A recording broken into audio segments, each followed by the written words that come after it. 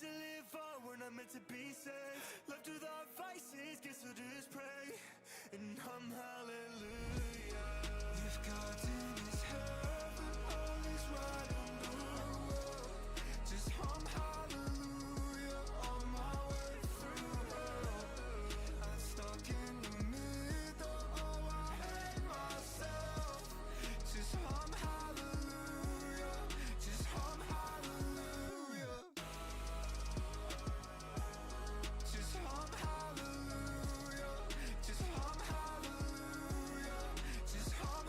hallelujah, just hum hallelujah, just hum hallelujah.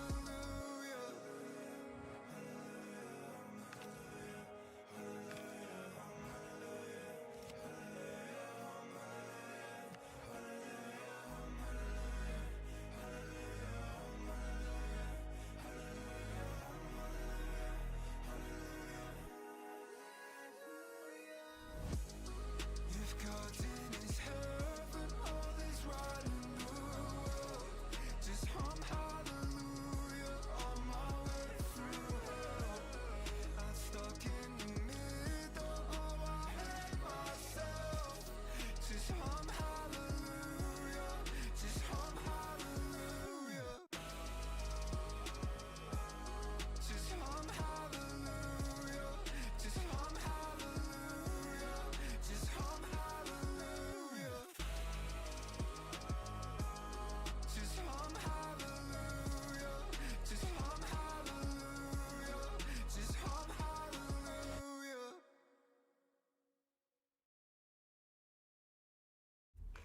Hello. I'm literally just powering down a meal deal. Bear with. Liam, thank you for the 3 stream streak, my dude.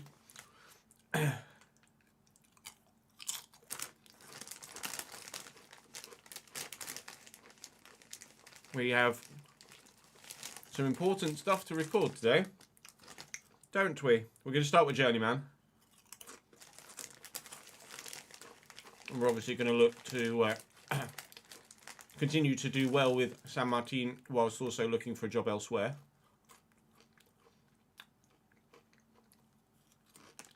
And then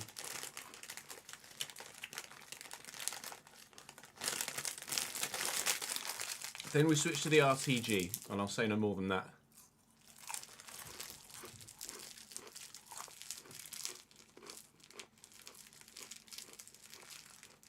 I'm glad you're enjoying it, Lawrence. Thank you for the support, mate, and the feedback. I appreciate that. It means the world that you guys love the content and engage with it in such a dedicated fashion. Afternoon, Sid. How are we, mate? There really was not much left at the co-op at all, so literally just chicken mayo meal deal with Doritos and a cherry Coke.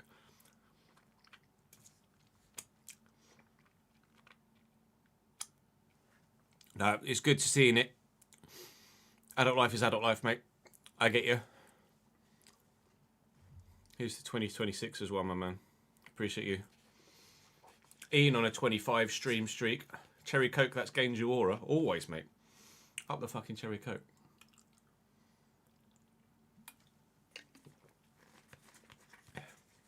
And not cherry Coke Zero either. Full fat. Full fucking fat. Get that sugar in me.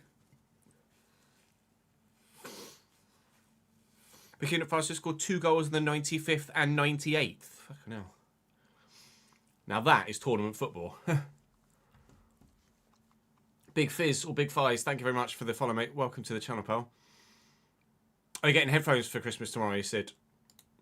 Do you know what sort?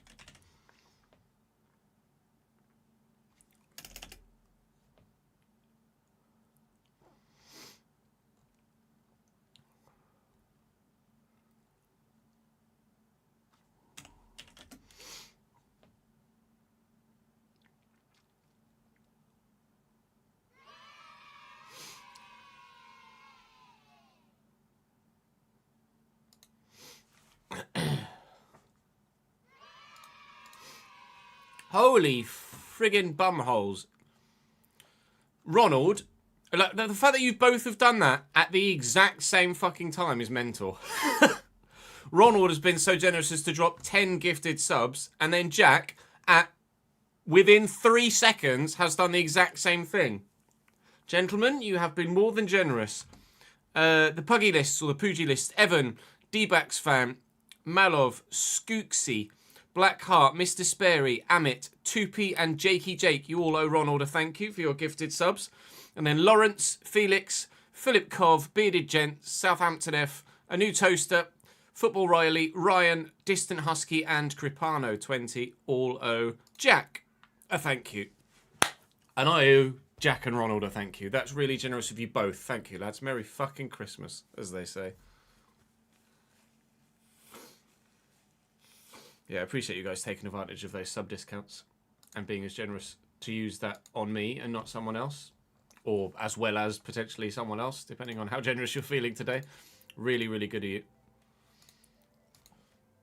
Pardon me. So we tried twice to record this game against Independiente in the last episode, so we're gonna give it crisp at the back of the throat. So we're gonna try again to record against Independiente.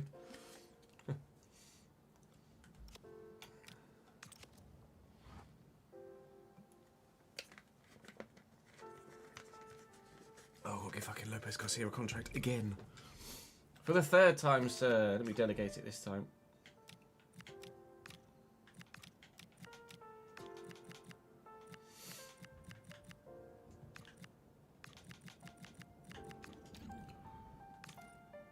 Bosh.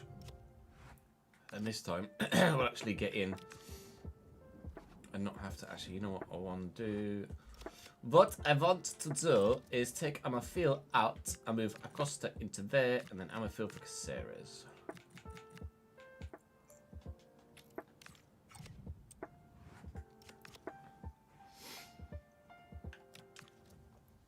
Brum bum bum. Right, let's try record Independiente again. That is a fantastic way to start the stream, Ron. It's really, really kind of you, mate. Thank you, pal.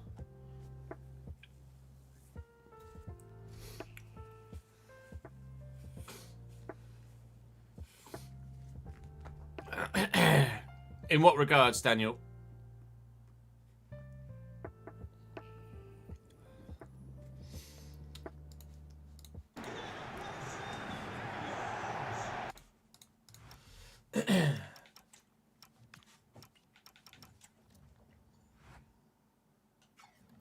Oh no, I left the. I'm pretty sure I left the footage in of me reacting to their ground. I just want to see if.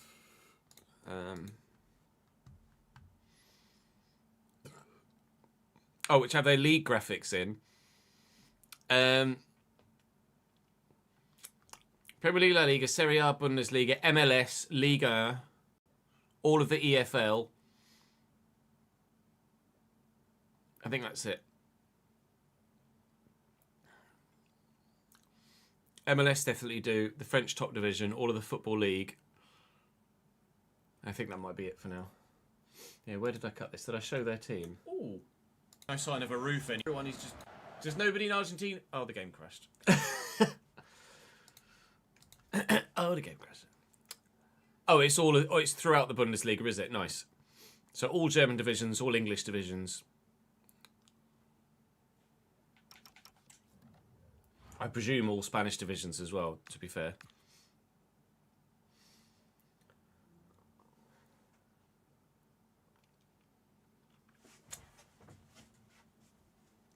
We'll find out if we eventually manage that, won't we?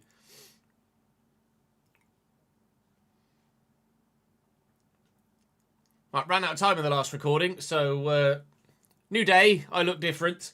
Here is Independiente's starting lineup for you. Lawrence Atizigi, Godoy, Lomanaco, Figal and Zabala at the back for them. Loyola and Lopez in the midfield with Ortiz, Mian, of course, formerly of us, Maestro and Santiago Lopez, who was on loan at the club when we joined. Never played a game for me because we joined at the end of the season and then left. So we'll wait and see how good he is. They've got some options on the bench as well that are half decent. We're at full strength. I moved Acosta back into midfield and brought Caceres back into the defence ahead of Acosta being at centre back, and Amarfil in midfield. Amarfil just isn't the one, even though he's one of my highest rated players. I just don't get on with him that well. So we'll wait and see what happens against Independiente. It is, as we mentioned on the intro, the last recording session before the game crashed on me, a new real-life ground that I've not played at before. So we'll wait and see how it looks and how it plays, but obviously we have ambitions of rising up the table if we possibly can, with victory in this game if we can get it.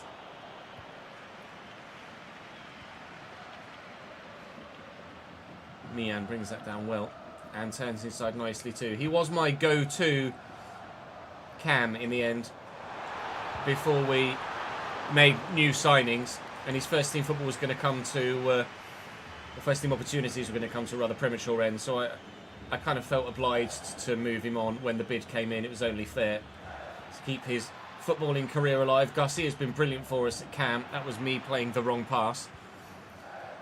So, I mean, yes, we haven't had an amazing start to the season, but it's certainly the best start to the season we've had, or best start to a torneo, be that Apertura or Clausura, that we've had here at San Martin. So, without doubt, improving our managerial rating and hunting for the perfect job. And hopefully, with improved managerial favour and managerial reputation, that perfect job will arise for us throughout the course of this first half of the season. I'm surprised that so few jobs are available at this moment in time. I'm wondering whether because it's the start of our season, it's kind of registering it as start of season with other divisions as well. So I'm pretty sure when we were at this stage of the calendar year in the RTG, there were a lot more than one job available. In a minute, we're waiting for that right job to present itself. There have been some jobs available, but none of them are ones that we take, or ones that we feel would be the right move or the realistic move given our managerial reputation and performance so far in this game. Not really doing that well either, though, to be fair. So I'm going to shut up shop, or shut up face at least. Try, get a goal.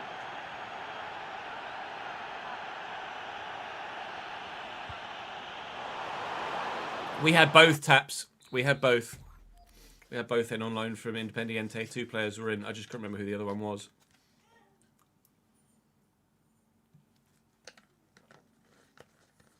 Yeah.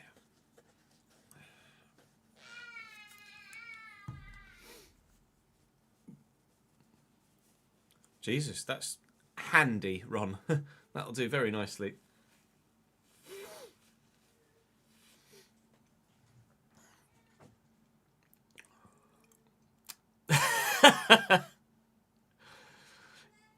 Yeah, he's just had his lunch. It's a late lunch because we were out late morning and then driving back early afternoon from Nat's nanny's care home. So he's just had his food and now he's going to be for the rest of the afternoon.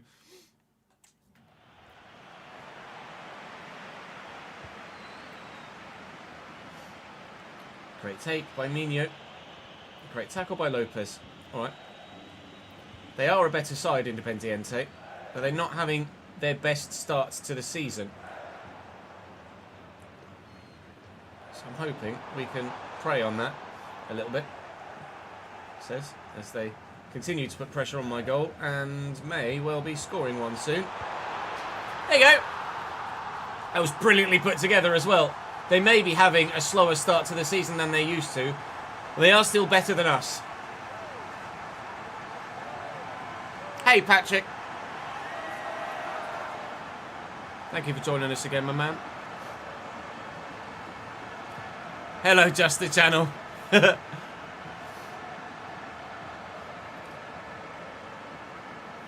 Day 8 of saying I prefer fullbacks. Hello, Matt. How are you, mate?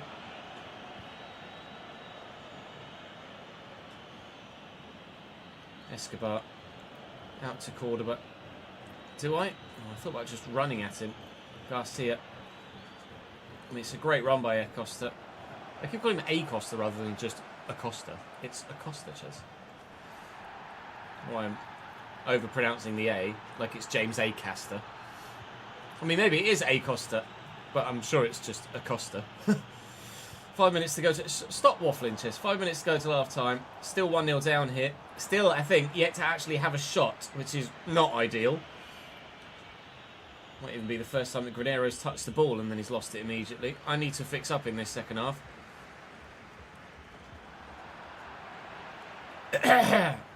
This is why we haven't come in cold to a fucking playoff. Free kick for Independiente. Ortiz stood over it as well as a couple of others. I read that coming. I didn't see that one coming. Thought he was just going to shoot. They have shot with Maestro and it has gone wide. Going to be 1-0 down at half-time. It's fine. 1-0 is recoverable, provided I actually start creating chances, which we haven't done in this first half at all. You could go for Acosta right now. Yeah, that's fair. Fuck!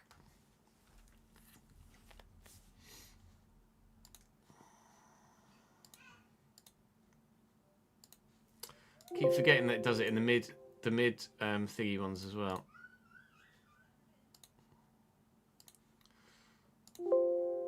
It's me forgetting again. Right, this time we will just sim till the fucking half time.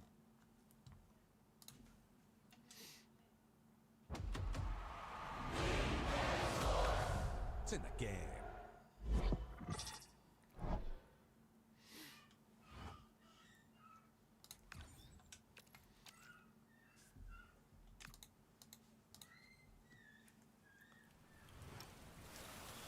I know the day will come. I admire your faith.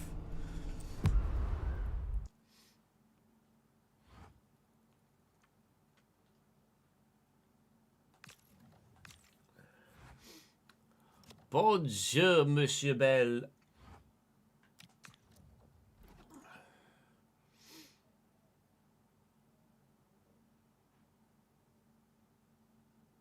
Yeah, no, I saved it. It's fine.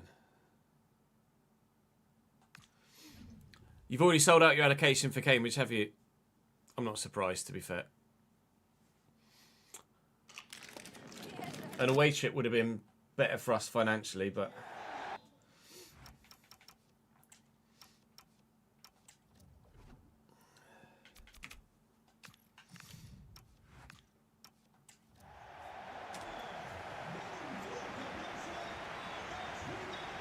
You stand still. Let me come get it off you. Thank you. Right, it was Maestro that scored the goal, wasn't it? Oh, what? No, how's that happen then?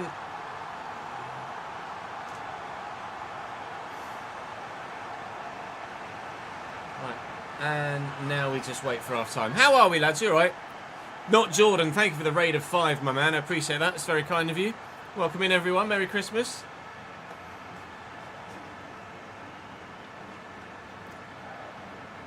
The line is because it's my mouse that's in control of that team. And on PC, on FC, I don't know whether it's just with PC or with the live editor, but the mouse just defaults up to the top left corner after a few seconds, hence why the line was going boing.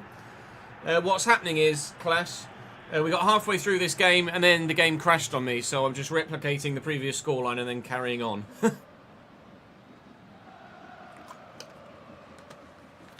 So yeah, some crazy, insane gameplay going on right now for the next 30 in-game minutes. And then we'll actually play again. Apologies for those of you that have just wandered in at this moment and been like, the fuck's he doing? Are you all set for tomorrow? Are you ready?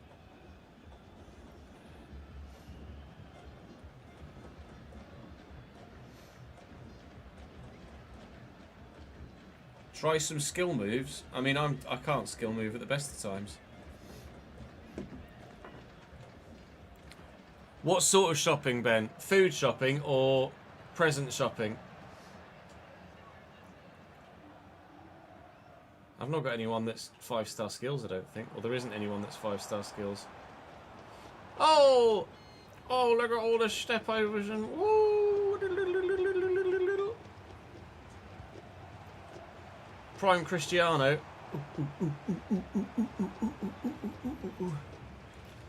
That's just as boring. Food shopping! Yeah, no, food shopping's allowed on Christmas Eve. We just had to pop into the co-op on the way home to try and pick up some bakery bread. Obviously, you don't pick up bakery bread a week or 3 or 4 days before Christmas, because otherwise it just goes stale. But everything else we had, or have.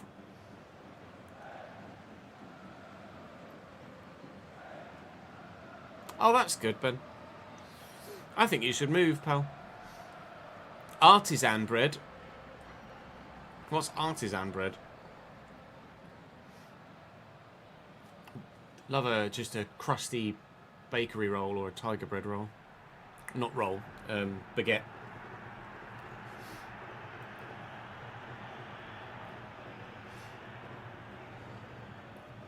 Yeah, Nat did ours on Monday. And obviously everything had enough of a date on it to last till like the 27th or 28th. And we're hosting tomorrow, so... We're all gravy. Saw a joint of meat for £90. I nearly had a heart attack.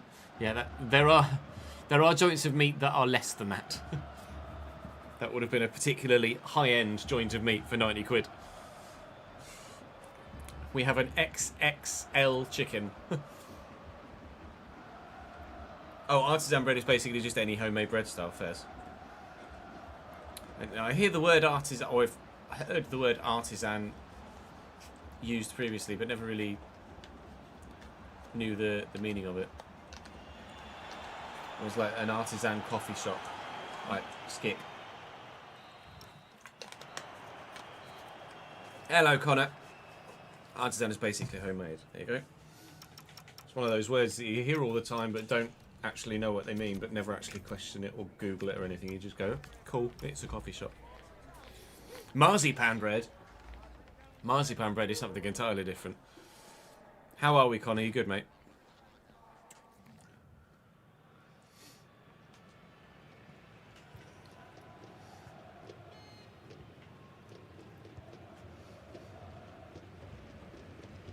Oh, that's very poor.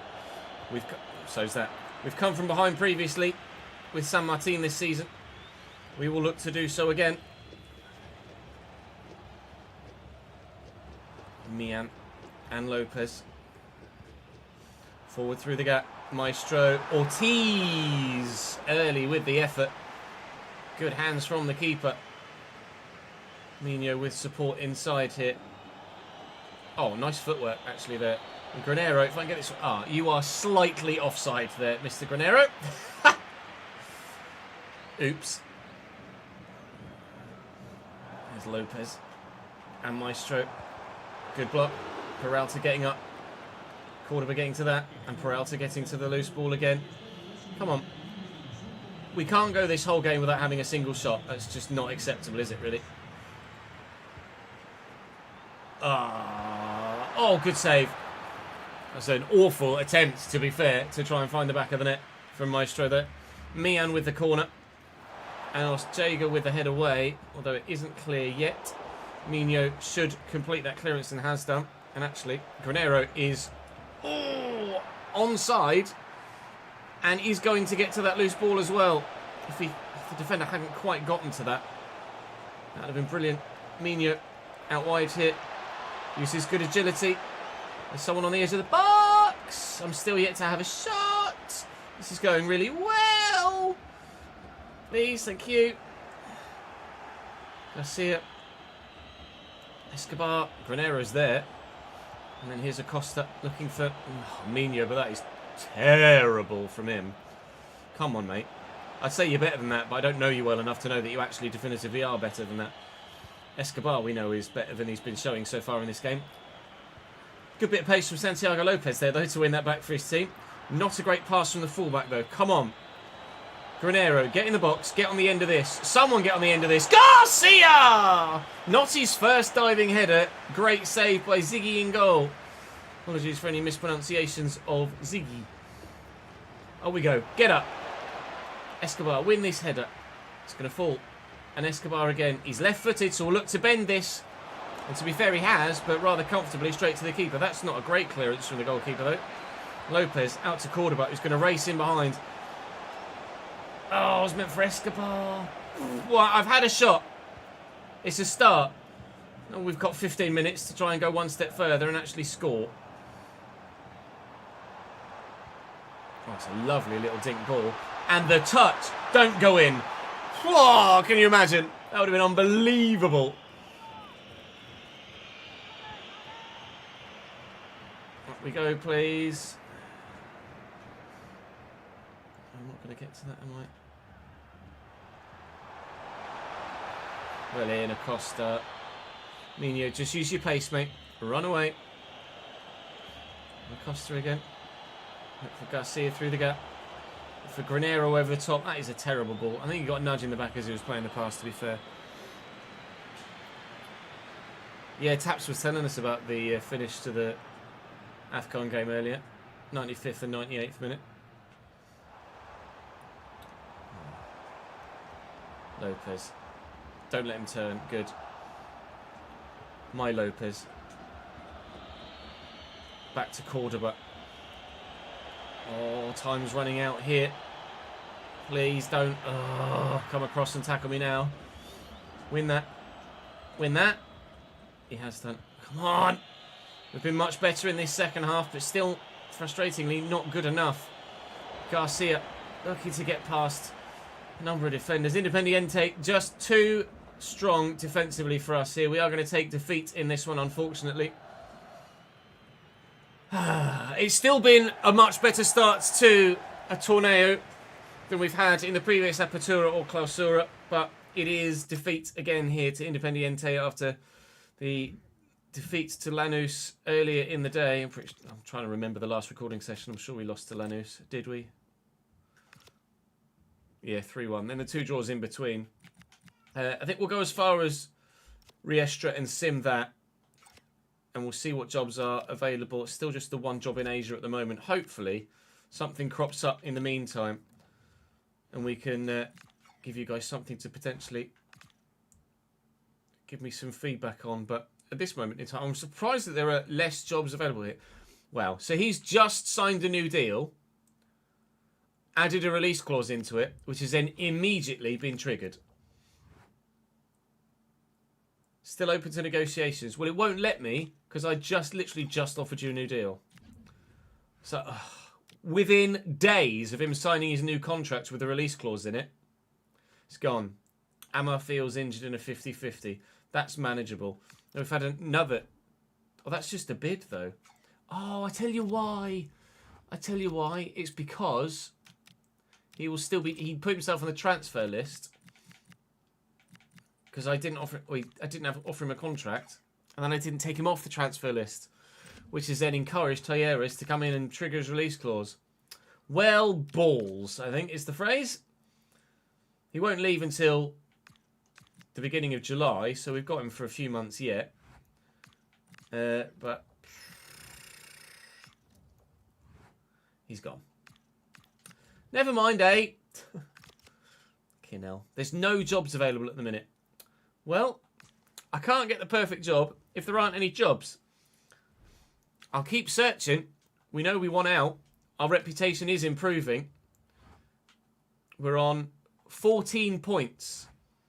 We got 19 in the 16 games of both last season's half seasons. So we're actually out the playoffs at the minute as well, so we do need to start picking up some more results. See, the continental competition is ongoing. We've got Deportivo Riestra in this next one. At home, with a full-strength side. Which hopefully... Oh, he says... Oh, no, we're missing Amarfield through injury, aren't we? Because he just picked up something in that training ground clash. Oh, no. Might actually put some slightly higher rated players in just for this simmed game. Please, no! Another defeat. Don't ruin my reputation now, please. Oh, I've dropped.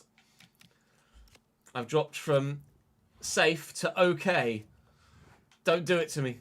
Don't do it to me. Are there any jobs yet? Nothing! How is there nothing available? It's March. There should be sackings left, right and centre. Oh, no. Well, we'll head into April in the next episode. There you go. 14 jobs available. That's more like it. Let's have a look. What have we got? Gillingham. I don't want to go to England yet. Pexvolle. Pexvolle in the Netherlands is an option, potentially. Sampdoria is probably a bit too much above us at the moment. Mantova in Serie B.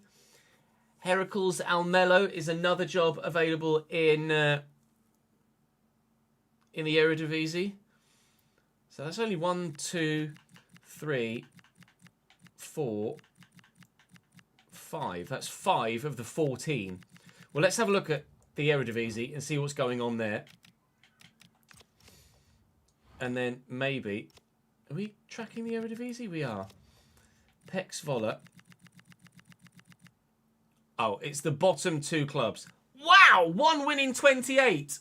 How bad are you? Deary me. I mean, talk about challenge. Pexvolle and Heracles Almelo. Let's see what their players look like. Holy moly. That is bad. 1 win in 28. Even Brinner were better than that. Pexvolle, what is your team like? 75 rated goalkeeper. I mean, they've got some good players. They can't be that bad. Probably not scoring any goals is the problem. Wow, that's really bad. And then Almelo. Deary me. 70 rated goalkeeper. Not quite as strong a defence, but still not bad. He's not someone we brought through at Brinner, is he? Jeff Rayner Adelaide. Yeah, that's not a name I expected to see. We've got some decent midfielders. Some decent wingers. I mean, either would probably be a decent job. I'm going to have a quick scroll through those other divisions that it's not showing me and see what other jobs might be available that aren't being shown. We know they're European, so we can at least scroll through the European leagues only. Have a quick look through Austria before... No, I'll cut now and show you the other jobs or tell you what the other jobs are when we find them.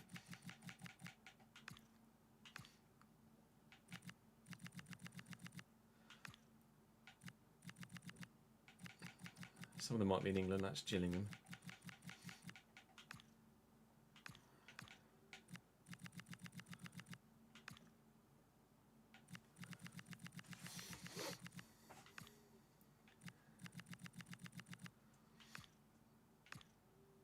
That's the women's. I was like, why is there only 12?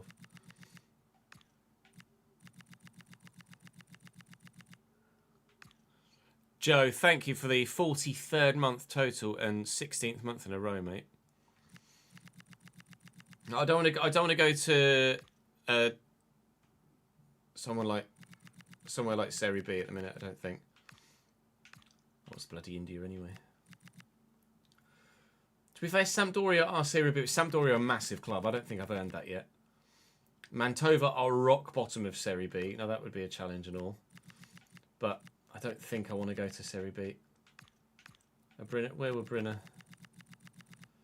11th. Right, doing better.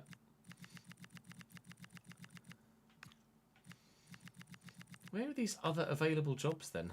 That's K-League. It's a Saudi League. Would that count as Europe or Asia? Probably Asia, right?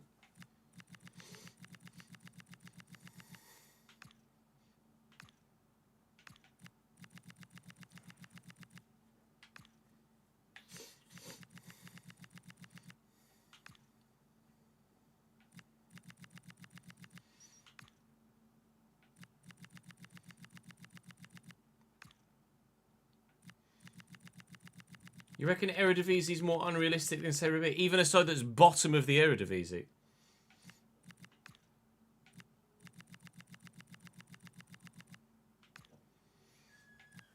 Sheffield United is available.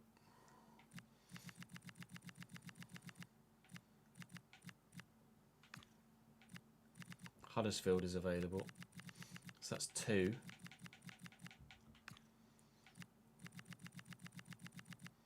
Nantes, that's 3. Le Havre, 4.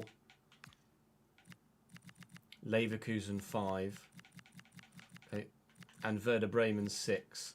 So that's where these other available jobs are that it's not showing me in the suggestions. And Genoa in Serie A as well.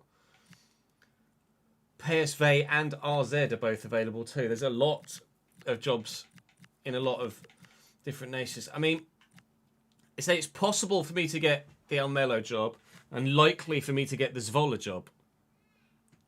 So I think either of those is probably doable. I'm gonna run a quick poll with the live chat to see what their general feeling is, and then I'll put something to you guys on YouTube.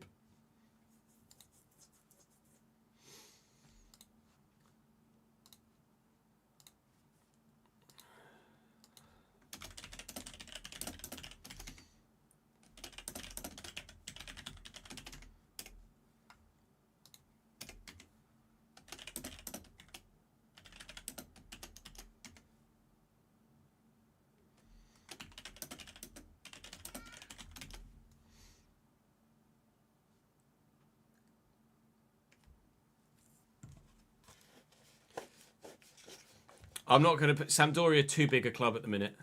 Sampdoria too big a club.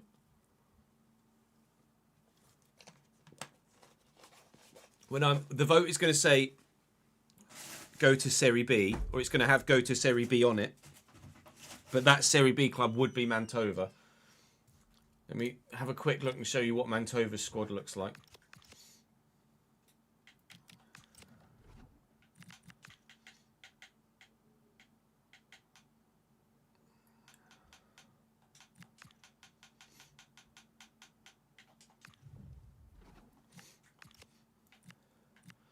.66 rated goalkeeper. Mantova are obviously not going to be great. The bottom of Serie B. There is a Patreon player there in Aaron Hamilton. And 1 striker in Matthijs de Turbe. So your options are going to be go to Eredivisie if you don't mind me taking either the Heracles or the Pek Zwolle job. Go to Serie B or wait for other jobs. You will be allowed additional votes as well at 10 channel points per vote, which is not much at all, but just to ensure that it doesn't get spammed. And then the other option is wait for other jobs. The poll is starting. You got 3 minutes.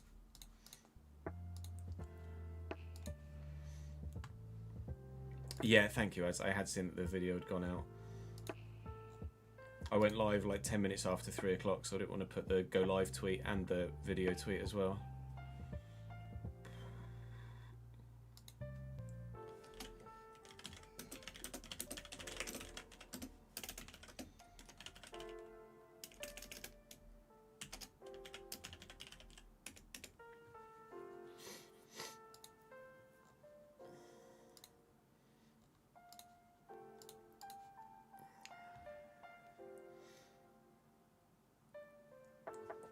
Sampdoria are 5th in the league, though. That's the only thing.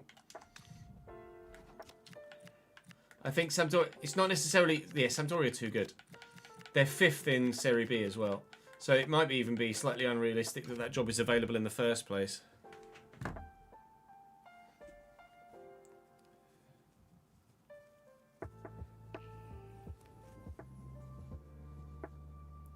Fifth is not 100% promoted, you're right. But... Oh, someone's spamming votes. Alright, we'll redo that vote.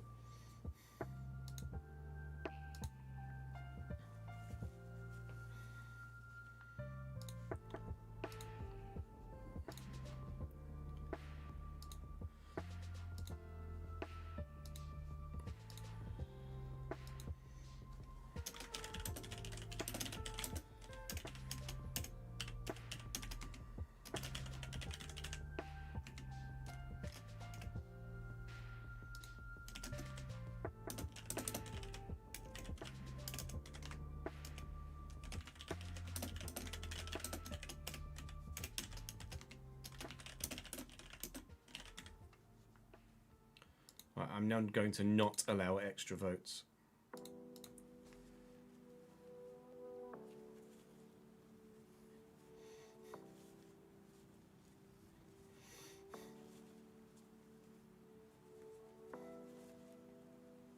I was hoping people would just respect it, but evidently not. It's just in case people didn't mind if I went to Serie B or Eredivisie, but evidently people just abused it, so I'll redo it.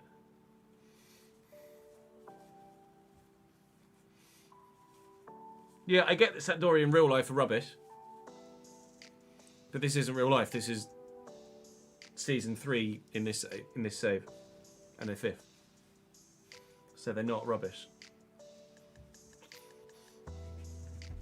And it's a massive club.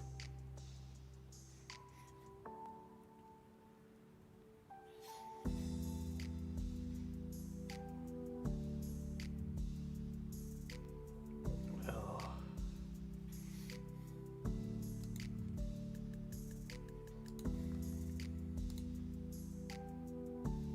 Yeah, Sampdoria are a giant club. Ben, thank you for the 3 stream streak, mate. Just got a little... I think it might be a nose here. Old man things.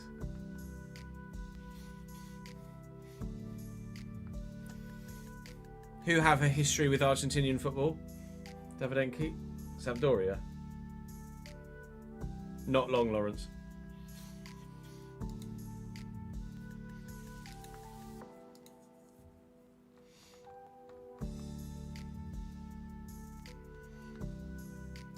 Mahrez has scored for Algeria 2 minutes in.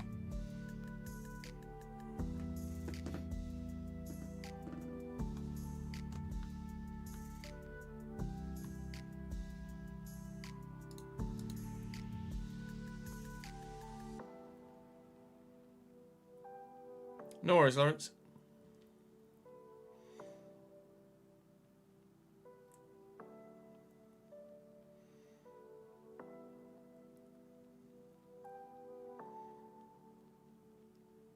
Oh, Zizou's son starts in goal for Algeria, does he? Who does he play for at club level, Davidenki?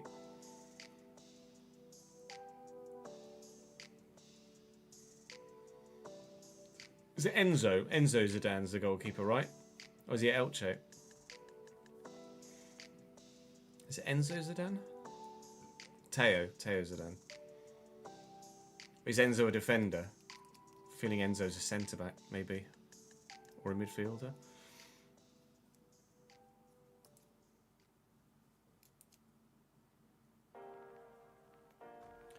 Right, no, live chat voted for the Eredivisie.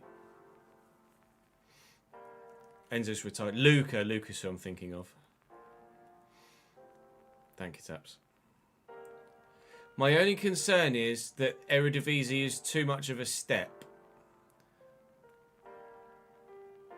But we would be, in theory, on paper, one of the worst clubs, but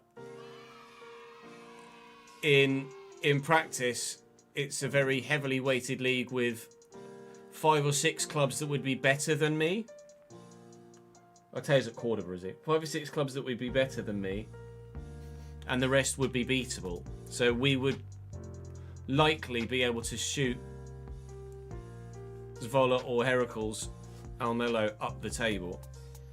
James, thank you for gifting a sub to the channel, mate. It's really generous of you, pal.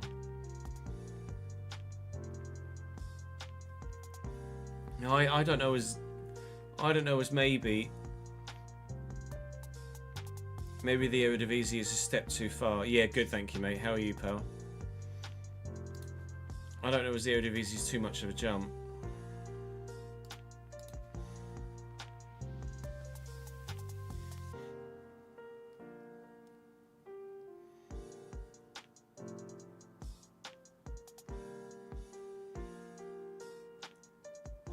Oh, it is Luca.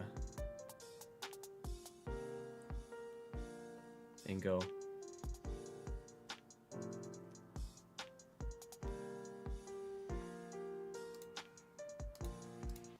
True, that like we are a side mid-table in Argentina pushing the playoffs.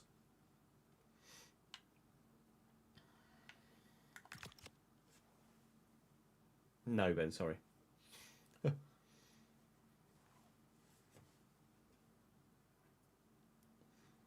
Oh, I don't know what to do.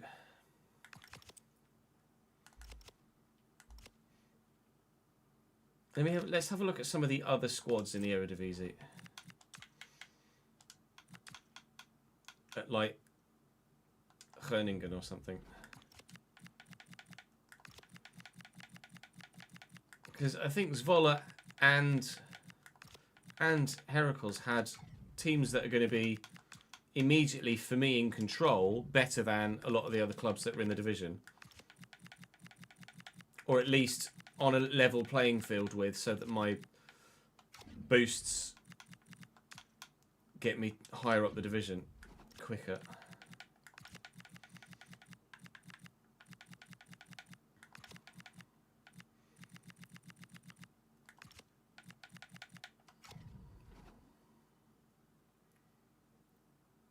True, if we think too much, I'll never move. And to you, Ads, appreciate it, mate. Thank you, pal.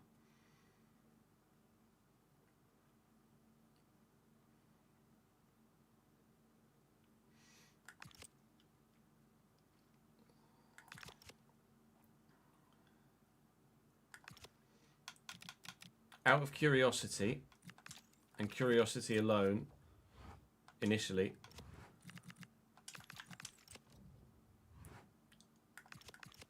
just want to see what other jobs are available in a month's time.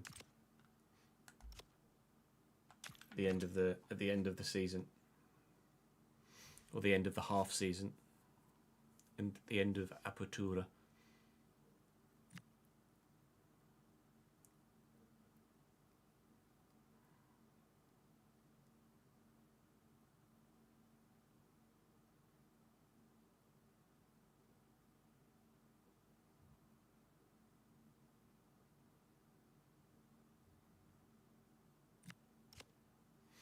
Dodgy food.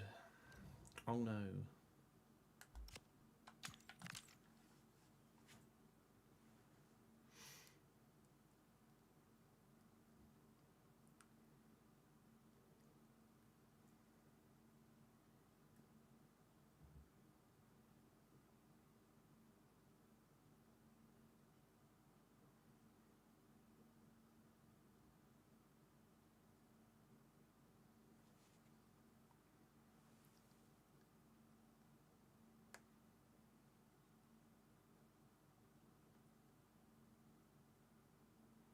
No, Leone. Don't worry.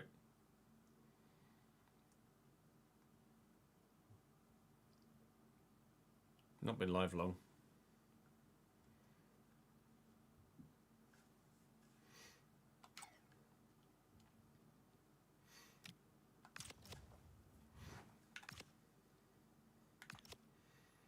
Finished 11th with 17 points by simming.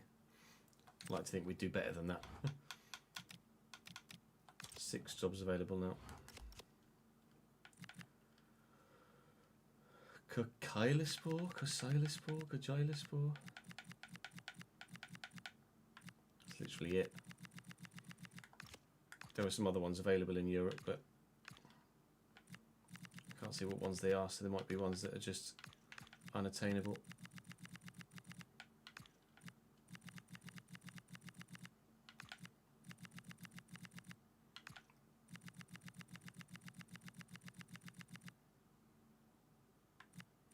Cambridge is still league 17th. Fucking hell. Who's in charge at Cambridge now? Bogdan Andone. That name rings a bell for someone that we changed to be a real life manager, but I couldn't tell you where he was previously.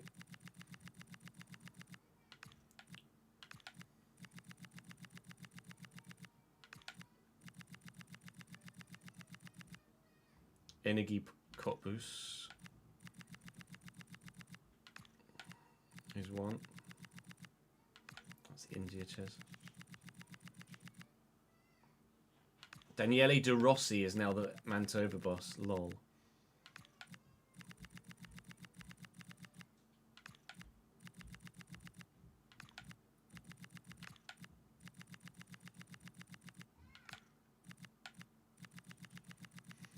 That's your German team, is it, Leone?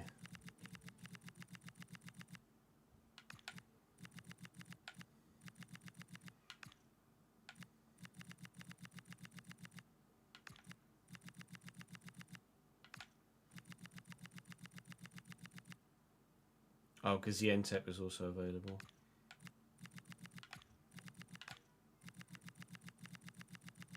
Nottingham Forest is available. Who took the Sheffield United job? Selçuk Inan.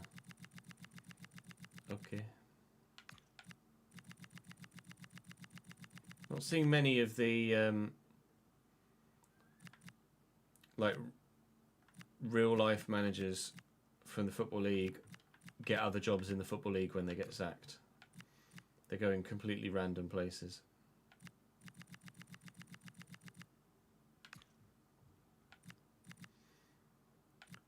Sean Dyche took the Leverkusen job. Lol.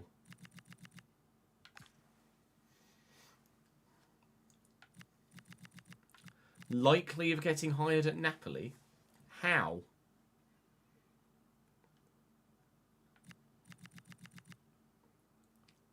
I'm likely at Napoli, but unlikely at Como. And only possible at Torino. I feel like the system isn't correct or fleshed out enough.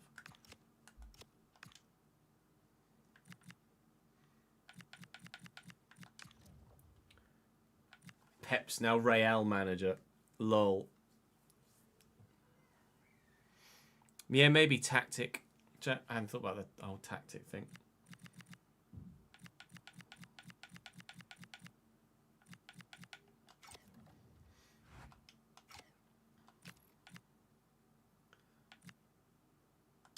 Let's go forward another month. I think jobs will dry up in another month.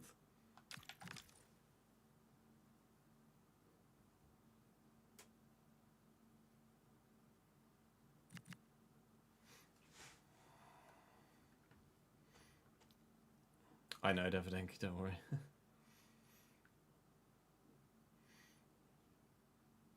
Is there a release clause in Semenyo's contract, Leone? That is news to me.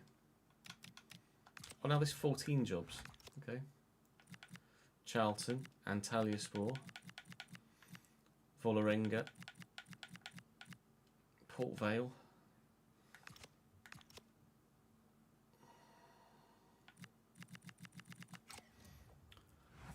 I think we go Eredivisie. Do we go Eredivisie and then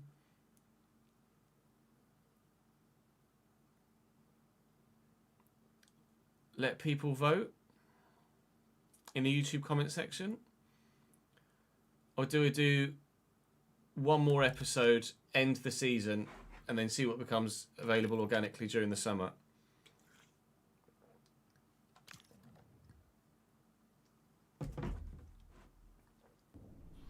This is going to be Boxing Day's video, I think, for the Journeyman. Double check. Yeah, it's going to be Boxing Day's video.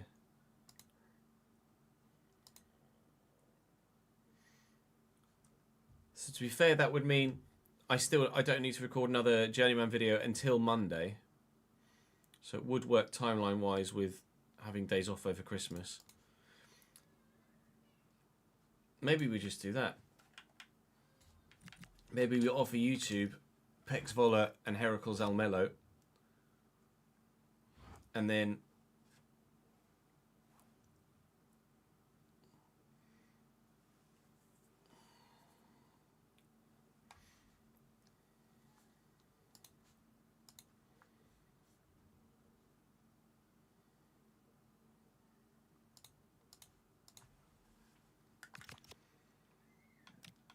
see what the YouTube comment section says.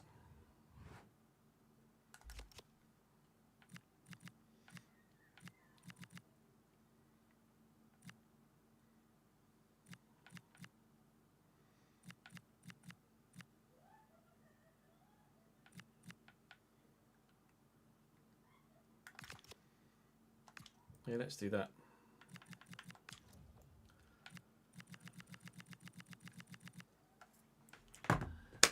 So, YouTube comment section, your decision is this. And this is going to be another case where you please leave your own comment and also thumbs up the comments of those that you agree with so that the most popular ones rise to the top again.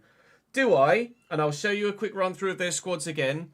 The live chat have voted Eredivisie. Mantova are absolute shite, and I don't think I'd want to go there anyway. Sampdoria are too big a club. And of the other jobs that are available, it's like Leverkusen or Napoli or Nottingham Forest or something like that. So I'll show you through the squads of Almelo and Zwolle. They are second bottom and bottom of the Eredivisie at the moment. I will also allow you or throw up the option of saying if you think I should wait until the end of the Torneo Apertura and see what is available after one more episode of this save, then I'm happy to do that too. But if you think I should join one of these Eredivisie sides, then by all means, let me know in the comment section. Zwolle are bottom.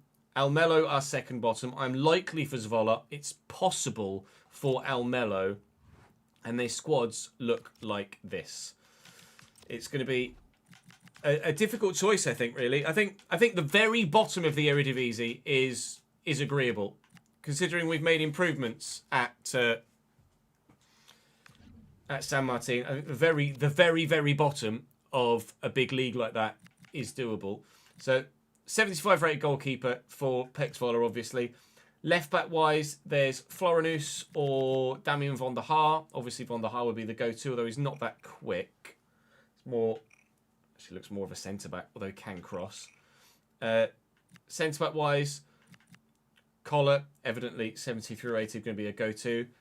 Simon Graves as well. McNulty, he might even be a left back, although he's not that quick.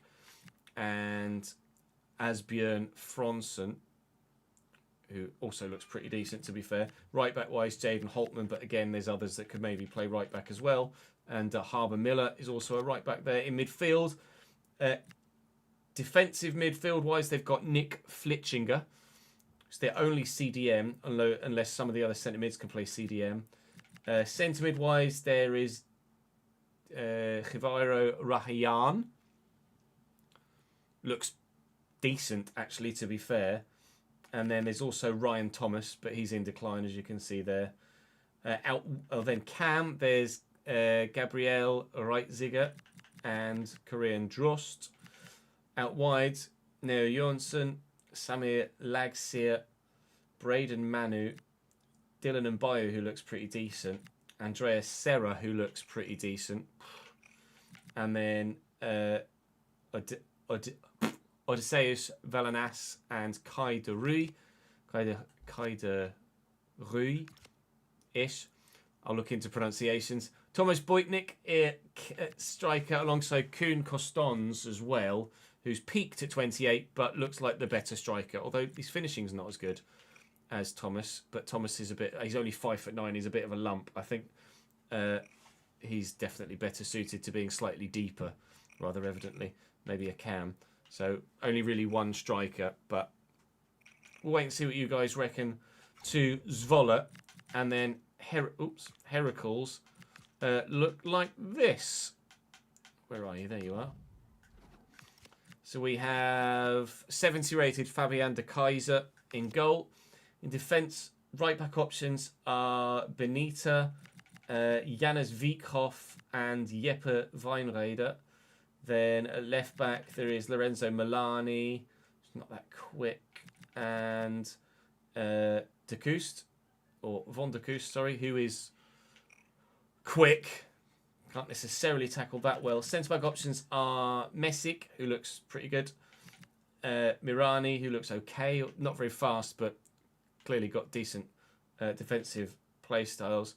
Job Tijink, and then Savarangel Cestic, who's not really that usable with acceleration of 39, unfortunately for him. In the midfield, there's Jan Hansen, Hrustic, Jeffrey Adelaide, Mellerude, Sam Shepperman, Jesse Smits, Tristan van Gilst, and Jan Jurenburg, all of which look about the same apart from Hansen. They're all roughly similarly rated. And then up top, Jakob Ambeck as a striker, Giz Hornkamp is here. Luka Kulinovic. And then Gus Otomuro, although he's in decline, but he's not that bad at the moment by the looks of things. And Sem Dahan as a youngster who's 60 rated out wide. There's Sambo. There's Brian Limbombe. Evandro Borges Sanchez, who looks like he could be pretty decent. And Sil Blockhouse, who also looks like he could be usable.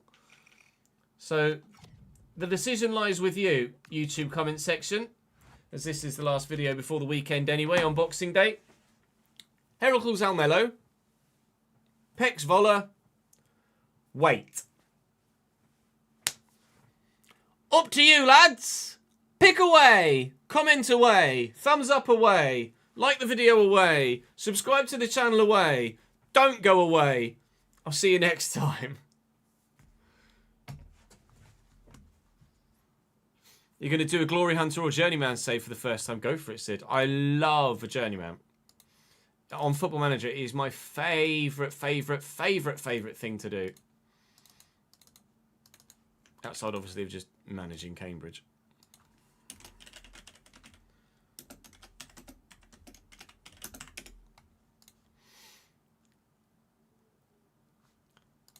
Right, let me just load this in here. I'm not going to edit it on stream, don't worry. Let me at least just load it in here so that it's ready for me to edit it later. Right. We need to reload the game because something's happening now. Interesting outro.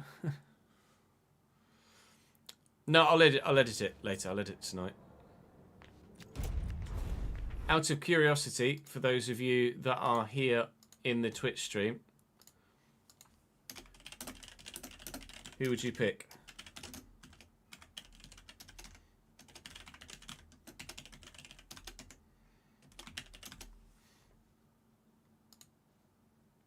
Poll is up and running right now. Right, we are going to not want premium sports. We don't want the Argentine. We do want, well, we're going to need them yet, really, to be fair, the England Cup scoreboards. I would like, please, the EFL Sky Sports 1HD logo, as well as the TNT Sports 1 logo. Thank you.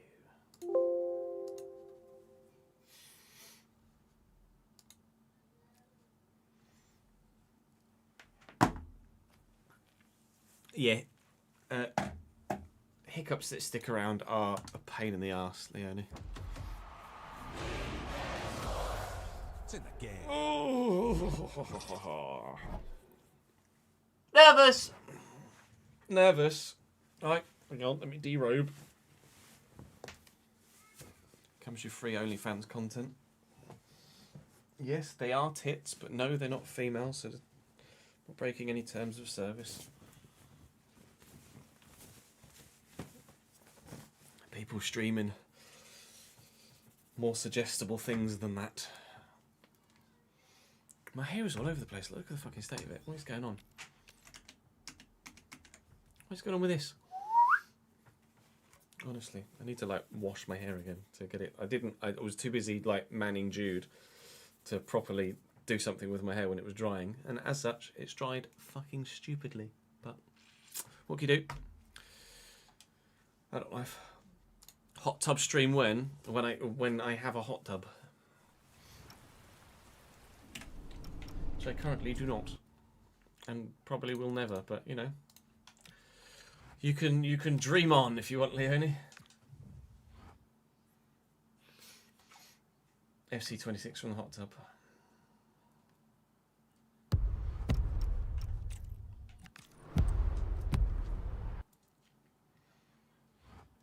Just the cheesenoid activities, yeah, exactly. Bolton next. Oh, okay. Fuck.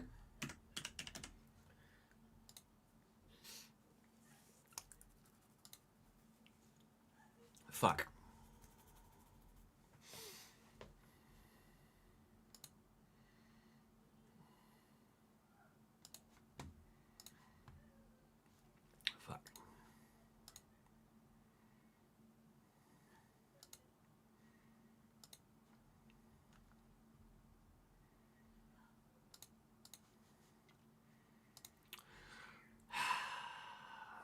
Oh, wow. 83% Pex Voller. You forgot, Alex! Well, yesterday's season finale clearly wasn't that memorable then, was it?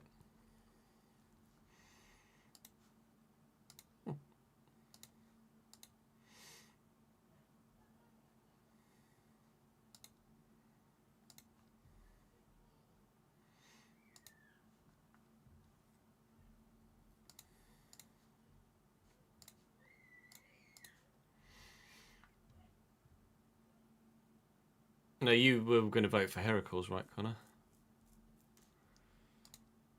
Heracles got 2 votes and nobody said wait. Oh, you were taking a nap and then woke up and we were celebrating.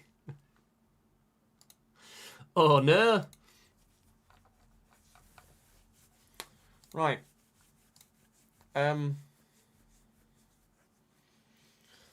Fuck.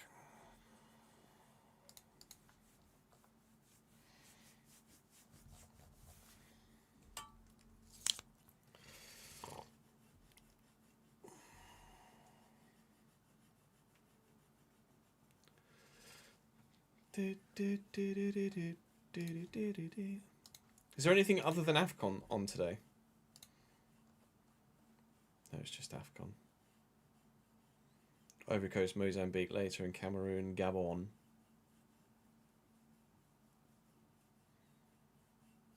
Gabon is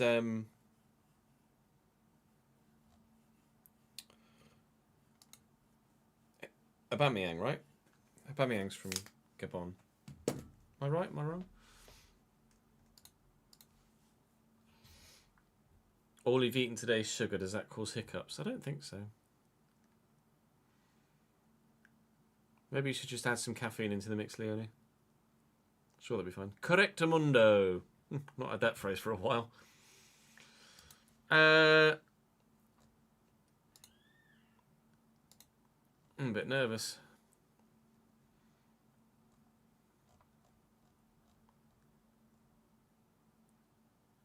Oh, Cambridge is on TV on Boxing Day.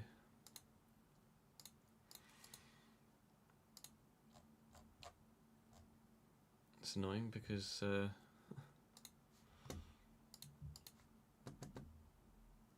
your heart's already 92 BPM just sitting in bed. Oh, yikes.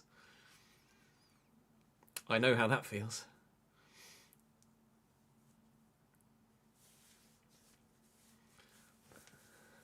That may cause zoomies, yeah. If Leonie was a dog, she'd be doing laps of the fucking house already. What League 2 team should you start your RTG with? You've been stuck trying to decide, so you'll leave your fate to me. How about... I'll tell you what, let's have a look through League 2 in this save, and we will pick you a League 2 side.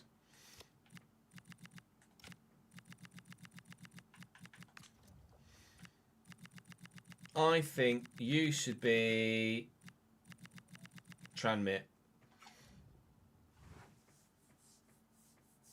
Oh, do you, Ben? I wonder who that is.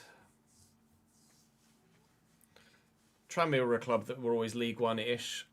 League One and Championship yo-yoing, I think, when I was younger.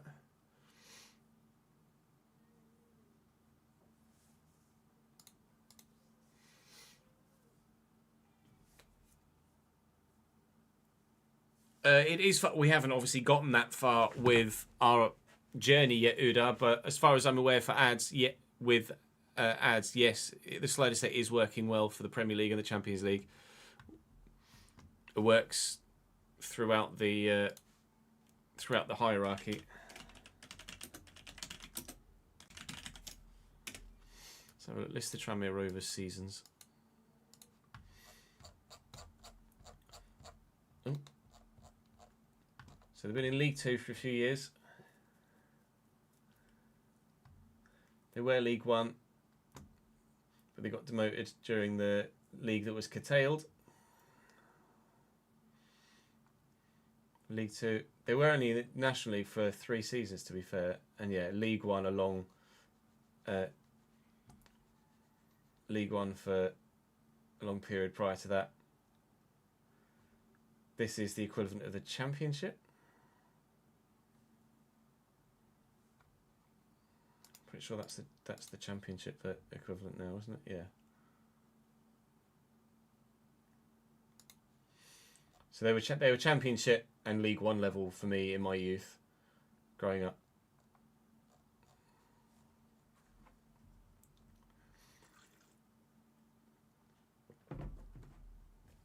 Tranmere Rovers. No worries, Josh. Enjoy it, mate. Keep us up to date with how it goes. Why did you dislike Tranmere, Leone?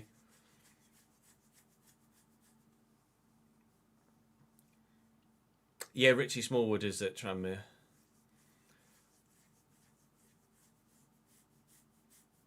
Oh, Boreham Wood lost the playoff final to Tranmere, did they? Sorry about that. Sorry to bring up bad memories.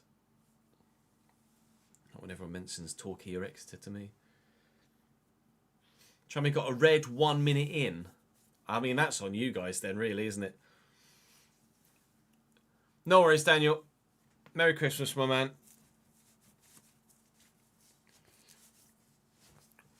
We shall see you next week. Enjoy your festive period, mate. I know you're celebrating today. So Merry Christmas, mate.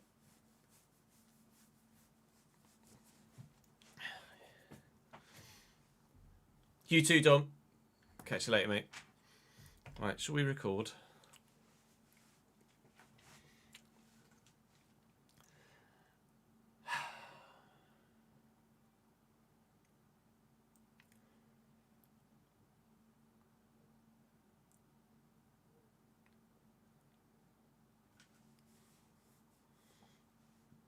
You know how people... You know how people refer to the headquarters of something as the Nerve Centre? Well, today, this is the Nerves Centre. Welcome to the League One playoffs. Cambridge United versus Bolton, home, then away, with, hopefully, a playoff final to come after that. We have previously this season, in games against Bolton, drawn 0-0. I think that was the away game at the Tough Sheet Arena.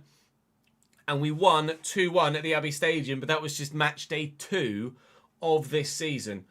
Bolton in the league finished 3rd, I think, actually.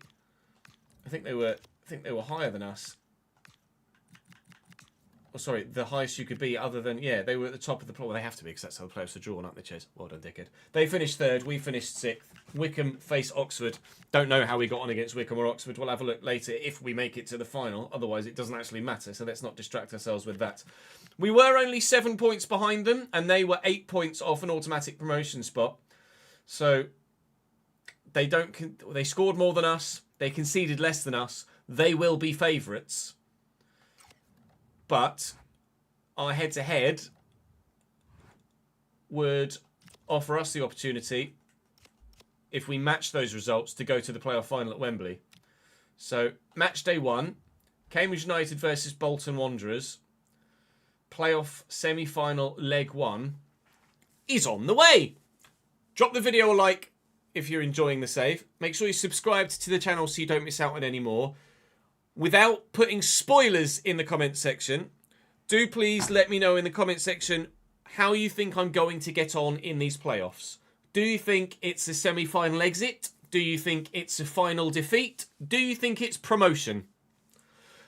Let me know what your verdict is in the comment section, and then I shall try and match the promotion ones. We'll wait and see what happens.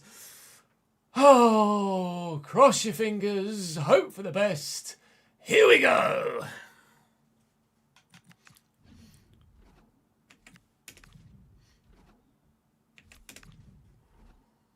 Just make sure Bolton aren't playing a 3-bet. Yeah. What do you guys think in chat is going to be our outcome here?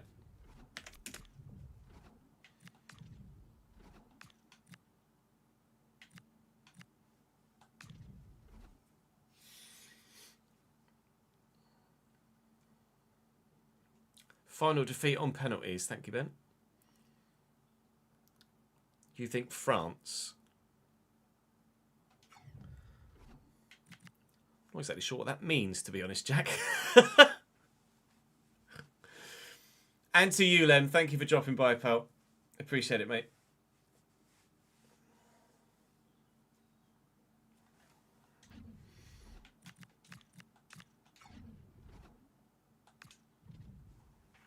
Brexit means Brexit, yeah.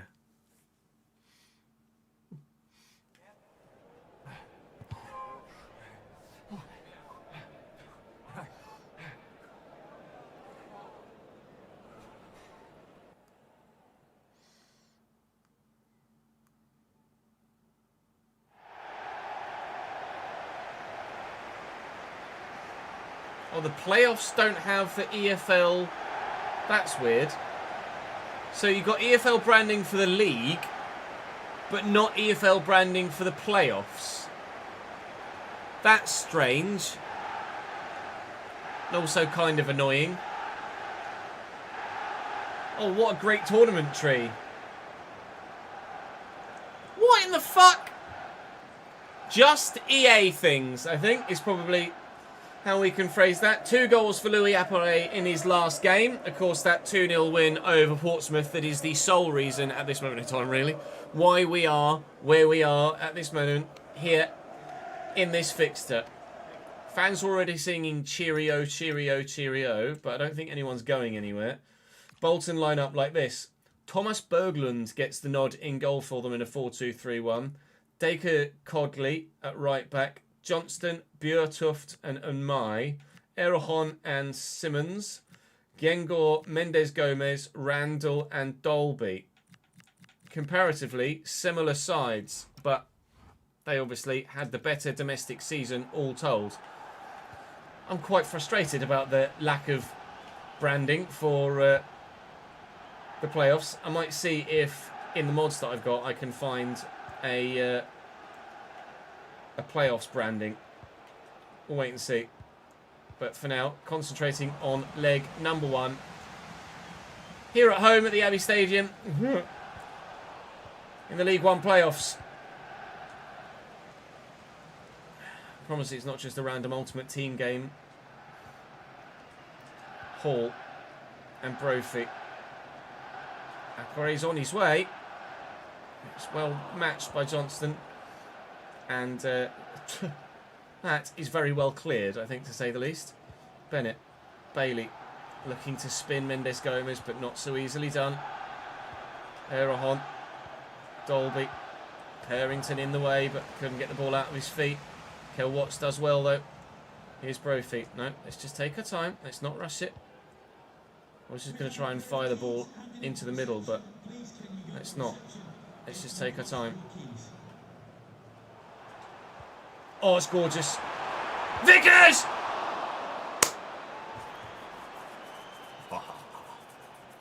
Puts the ball into orbit. That's not a goal, is it, mate? Might have landed in someone else's goal in their back garden. Well, that certainly cleared the stand.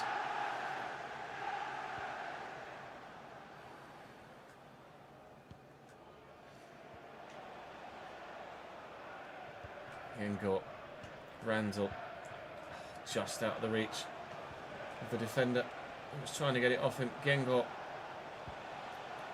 I like the idea. Not quite got the execution. Droves. Drill it in, looking for Vickers. Trust his touch. Hall. Not to Bailey. Well, I've got lots of men to go to, but none of them really in a position that's actually that dangerous. Bolton defending well so far, but they have been doing a lot of defending. Most of their defending sees them keep the clean sheet, which they haven't done. Then they'll be delighted. Cambridge 1, Bolton 0 in the playoff first leg. Louis Apperet will not have many easier goals in his career, although the keeper did still very nearly save it. A lovely turn and effort from... Oh, what a right... If that left arm, sorry, had kept it out, that would have been unreal. Apperet swinging on his left foot. Keeper gets a big hand to it, but can't keep it out. Advantage. Cambridge.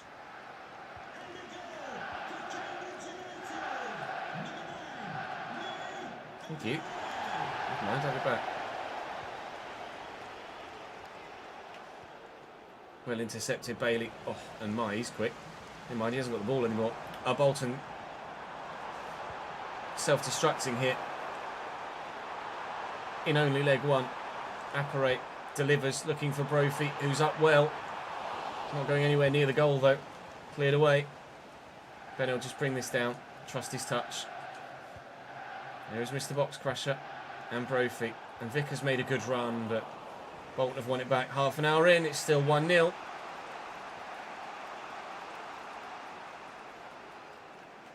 Oh, he's done me.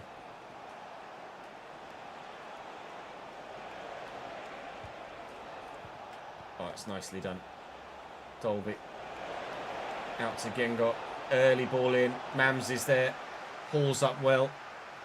Brophy over there is the best option at this stage. Could come back in the middle to Vickers. That's not Vickers, is it? Come on. Let's keep him out. Let's keep them out. Let's not even let them have the shot in the first place, he says, as they have a shot, but it has gone wide. Dolby misses the target. Hello, me.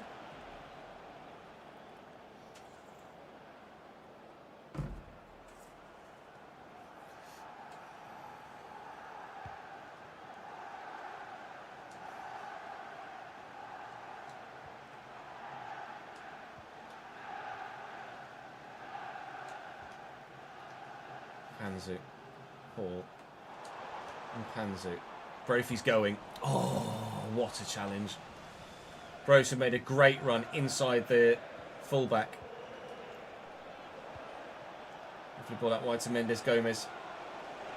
Let's treat him with respect. It's not a bad ball. Penalty Bolton. Kel Watts has gone up with an arm. And Bolton have a penalty. You can complain as much as you want, Kel. If you're going to jump like this for a header, that's on you, mate. No VAR.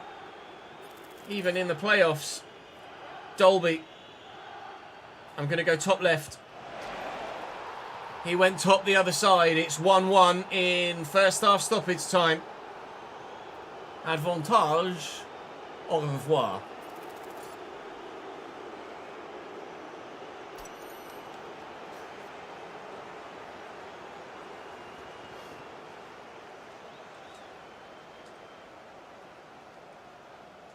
There is VAR in the final. Good to know, Steffi.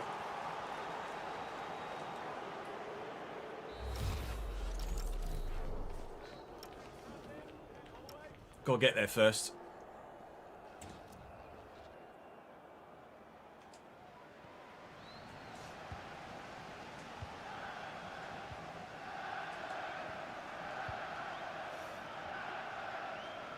Bennett.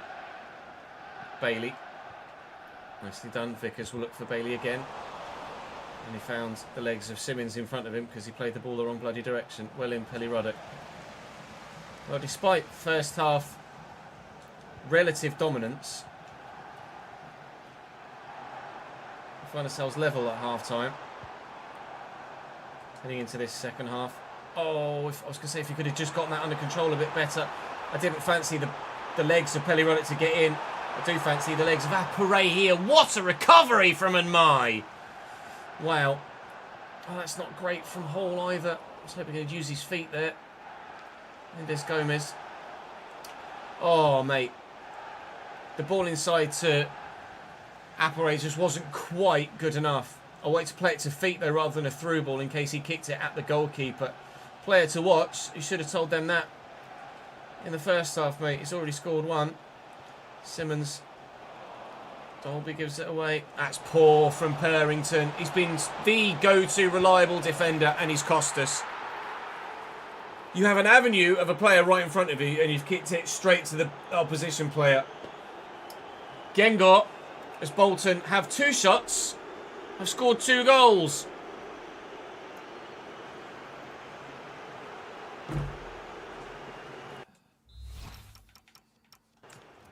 I want to have a look at that. If that's me misplacing it, then fair enough. But I think that's Purrington fucking that up.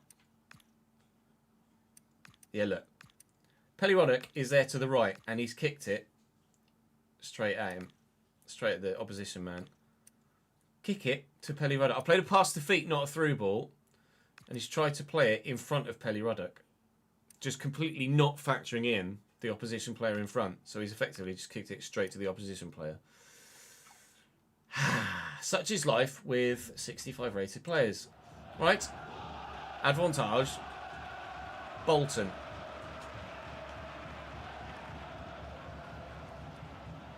Well done, Bailey. Bailey still. Not much to aim for. Dangerous ball in there. Put that down. Ramsey's going to push out here, and there's Pelly Ruddock. Here is Vickers. Just about to say trust his footwork. Bennett. Bailey. Under past him.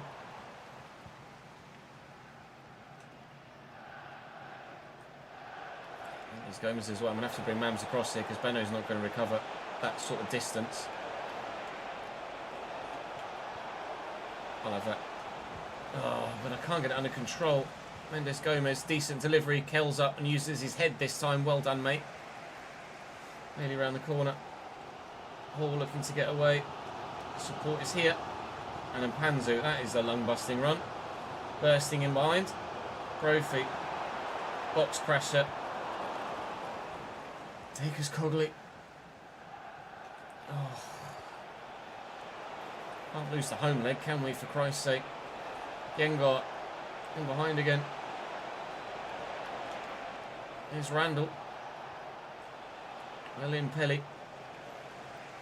No changes made at this stage. Lift that. He's not hit it hard enough. He's not hit it accurately enough. Not been good enough in this first half. In this first leg, sorry. Ultimately, so far. We had to make our dominance in the first half pay and grab a couple of goals to give us that little bit of an advantage and breathing room to allow for the occasional mistake. One mistake evidently was me. One mistake was the AI using a friggin' arm. Not much I can do about that. All I can do is tell him to go for the header. Brophy. Probably could have kept himself on side there. Pelly Ruddock's going. And he's on. Oh, come on! How are you fucking that pass up? They play the pass without factoring in that there are other players on the pitch that aren't teammates. I swear to God, they play passes as if opposition players don't exist. They just don't have the intelligence to play the pass in an area that is not just going to be immediately intercepted. Linkel, get rid of it. We're going to lose this first leg. Oh, it's a free kick for handball, is it? Or is there an offside in there? It's a free kick for handball. If they score a third here, I am pissed.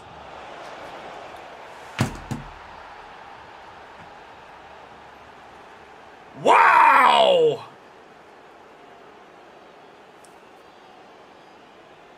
3-1 Bolton in leg number 1. Thank God this isn't the final.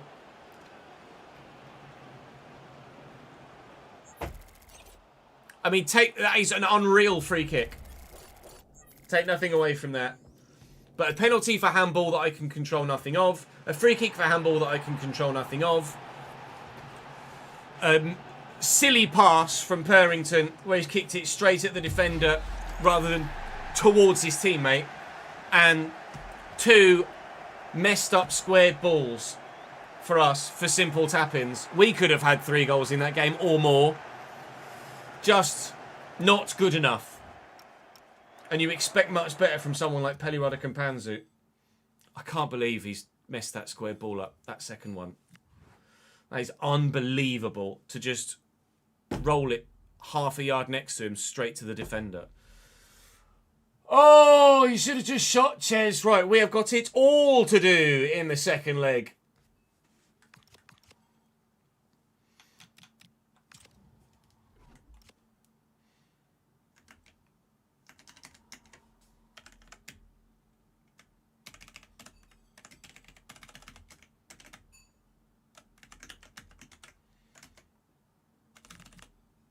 7960 match tickets. 123360. Shirt sales 626.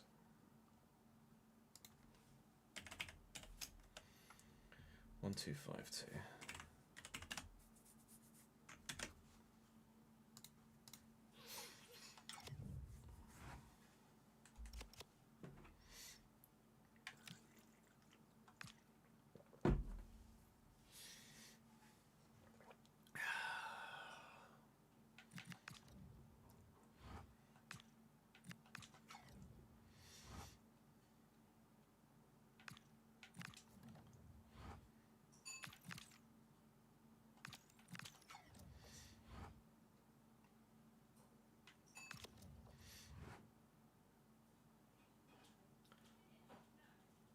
On the other half of the semi-final, Wickham are 2-0 up and have a 2-goal advantage in their tie as well from the away game at Oxford United. At the minute, looks like it's going to be pretty obvious who's going to be in the playoff final. We have to buck the trend.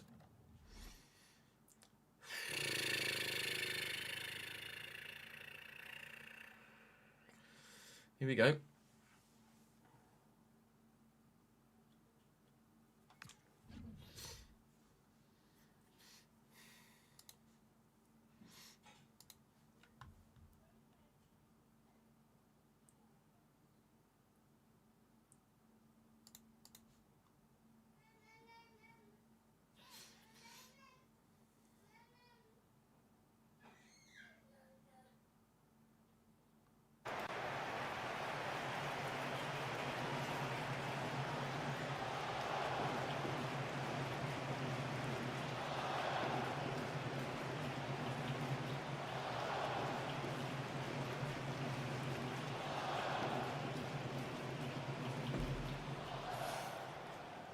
What even is that? So fucking lazy.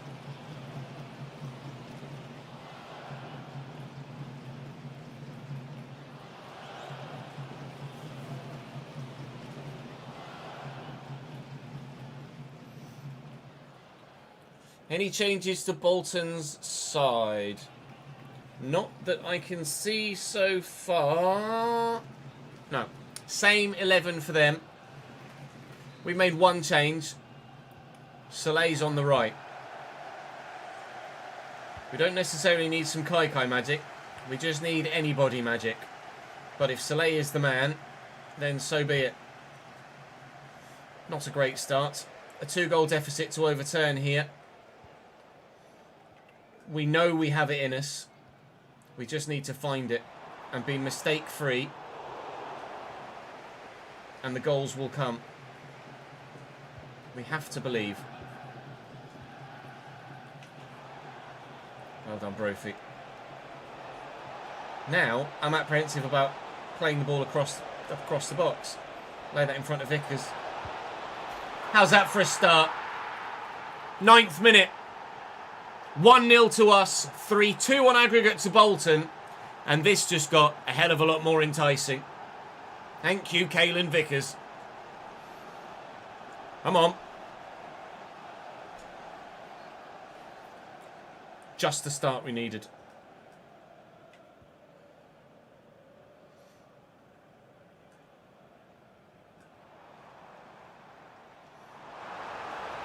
Dacres Cogley.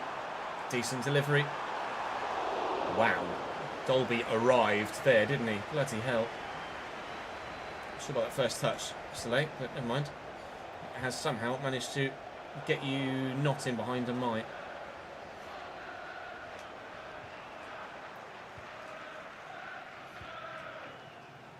Dolby. Simmons to Dolby. William Mams. Come on. Ellie Rudder. Brophy's going again.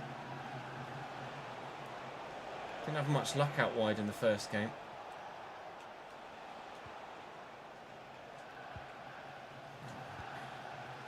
We need to work something somewhere. Bolton obviously are probably gonna... Mostly close control, mate. They're going to go defensive from here, aren't they? Or they're going to go for the jugular. Try and get that 2-goal advantage back again. If I were them, I would just try and shut up bloody shot. Especially at home. With the support of the many behind you, as opposed to that of the few for us. Go Soleil. And Mai's so quick, though. Floated. Oh, if I could have just flicked that backwards to Brophy. Can Benno win that? He can. Here's Hall looking for Vickers. Come on, Brofs. Vickers made a great run and I didn't quite see it in time. Edge of the box is Tyrese Hall. First time in the box is Apparay. Not got the room to shoot. Don't rush it. Go on, Benno. Go on, Benno. That hit a hand, I'm sure. Free kick for Cambridge. Who on earth do we put on this? Come on, Soleil. Soleil even. Please. Someone on the end of this. Why has he gone towards bloody Brophy? If there was anybody in my starting 11 I didn't want a ball through the air to go to for a headed shot, it's Brophy or Liam Bennett. Brophy's around the corner here, though. But Cogley gets back to him. I mean, we're putting the pressure on here. That's all we can do. Let's try and force a mistake from Bolton. Try and prise open a crack in their back line. Which we might... Oh, very nearly done there. Still only 1 goal in it. Obviously, if we want to avoid penalties, we'll have to score 2 more still. Or avoid extra time at the very least. We'll have to score another 2. But at the minute, we only need 1. Well in, Benno. That's superb from him. Counter-attacks have been so fruitful for us in this save so far. I need them to be again.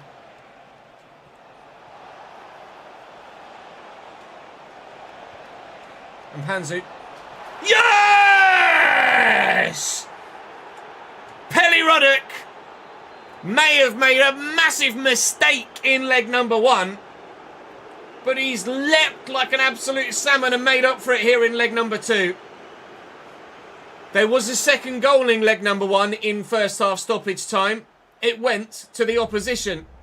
Here it's come to us. And look at the technique on that header. Absolutely top draw from the man that is a championship level player. And he might be helping us get to that division for next season. It's 3-3 on aggregate. Same as the goal for them, though, Dunder, in the first leg.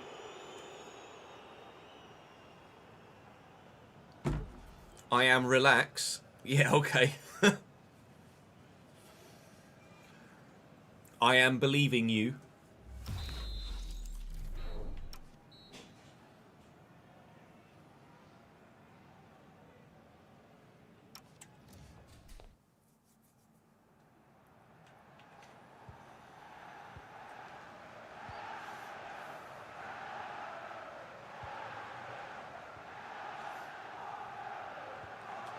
Or loose from Bolton at the start of the half, where they need to really ensure that this game doesn't get away from them. They're getting a little bit worried that they're throwing this all away after such a good first leg result, albeit fortuitous.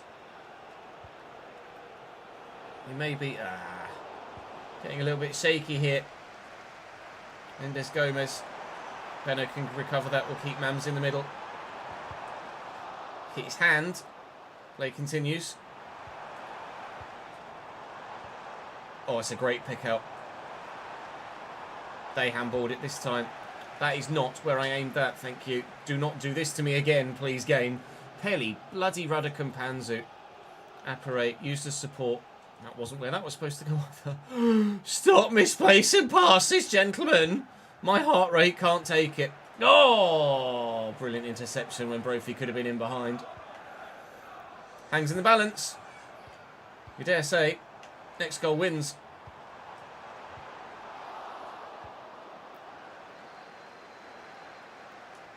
Oh, he locked off the ball even before the defender got near him there. Go on, Soleil. Cut inside, keep hold of it. Fucking hell. Stupid heavy touches. Well in, Liam. Keep up. Louis. Oh. Brrr.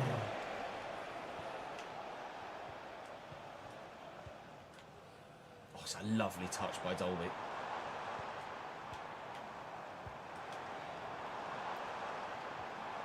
Brilliant, Mams. No. Oh, that one's out of my control as well. One of those, you win possession, you can do nothing with it before they've taken it off you again moments. Carlos Mendes Gomez gives Bolton the advantage again. Win the ball back, and as soon as you've got it, you've not got it anymore.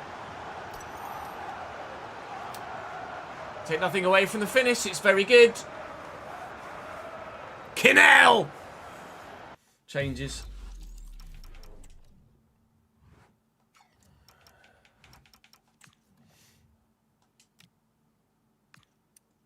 Well, I've tackled him with Mams. Bennett's got the ball under control and has lost it again before I've even been able to do anything. I'm obviously holding the stick in a certain direction with Mams here to try and get back towards it. So I've won it. I'm already holding the stick one way, so Bennett turns this way and then immediately just runs into trouble. There's nothing you can do.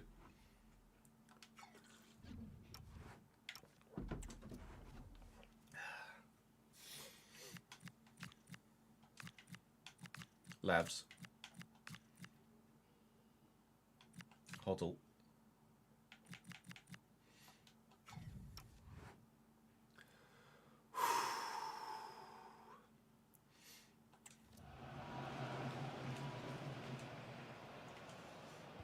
(4-3) Bolton Wanderers on aggregate. Bolton Wanderers have lost playoff semi-finals 4-3 in the past. I remember a certain Ipswich Town doing something like that to Bolton in a playoff many moons ago, showing my age. Apparay probably offside. Advantage was played for it. Harrington seemed to not want to accelerate towards that, but Hoddle's gotten to it well. Now to Brophy here. And that's handball against me. Oh, it's handball for me. Okay. Let's put Brophy on it. Whip a left footer into the box. We get someone on the end of this, maybe. We'll put it deep.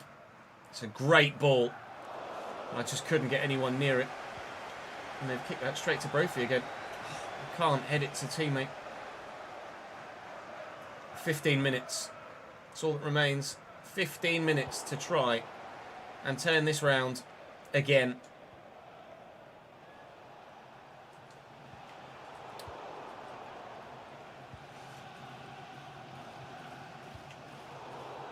And to Benno. Go on, Lavs. Just run, mate. Bottle. Oh, Apparay. Just pay attention, mate. Please, someone get to the ball bloody first. 5 minutes to go. Hope is dwindling.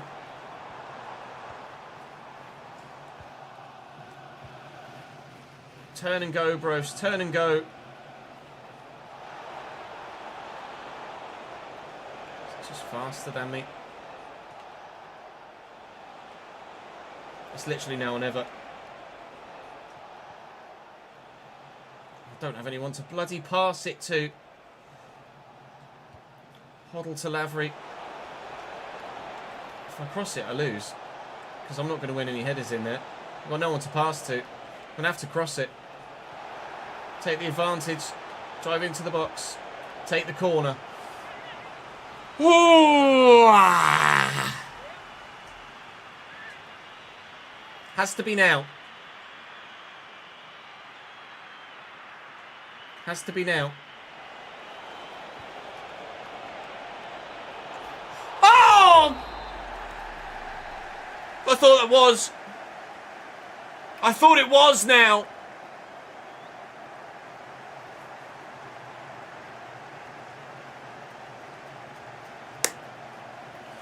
Bolton Wanderers go to Wembley. Oh. Ultimately, it's the mistakes in the first leg that have cost us. The handball from Kell, the misplaced pass to give them a goal, the messed up ball across the box.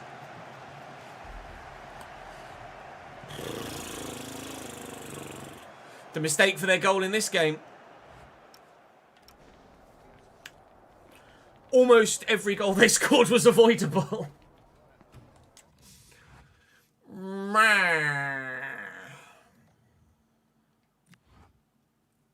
Well, the board have allowed us to take across every single penny left from our transfer budget this season into next season. So, we are going to have a big summer window. And depending on who comes down, to be fair, we'll give a full season roundup in a moment. We are going for automatic promotion in League One next season. We have to. But it will be League One next season. I'm intrigued to see if Oxford were able to pull something off on their side. Were they? They haven't played yet. Find out in due course. Oh, fuck.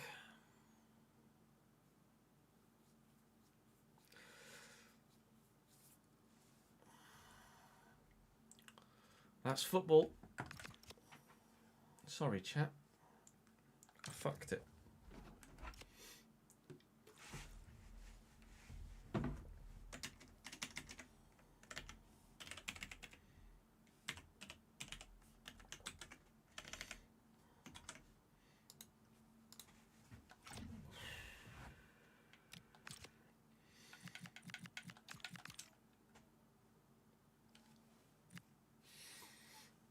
If that header went in, I'd have exploded.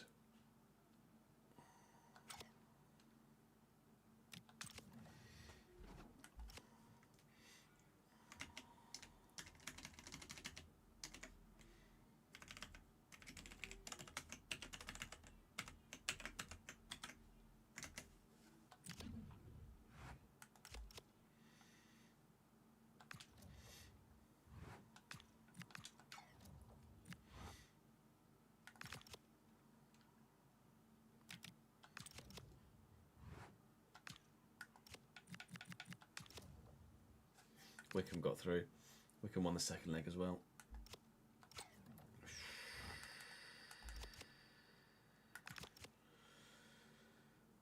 Oh, shite.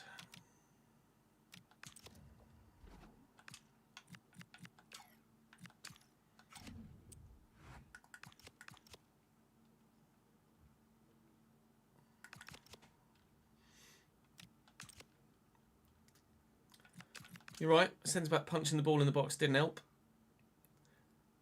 That free kick at the end of the first leg for a handball that I could do nothing about didn't help.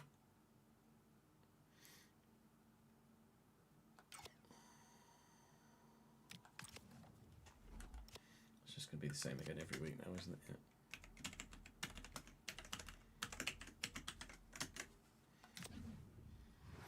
Yeah. Kinnell.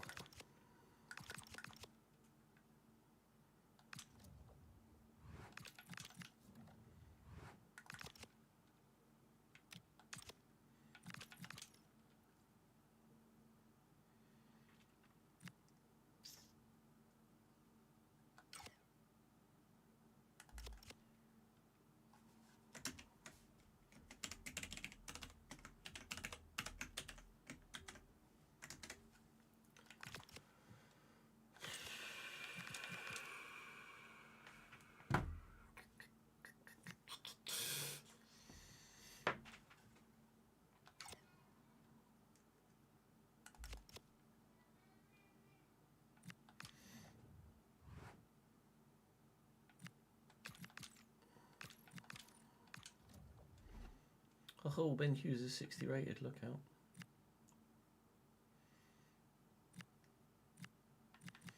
I'd be tempted to loan Brown out again.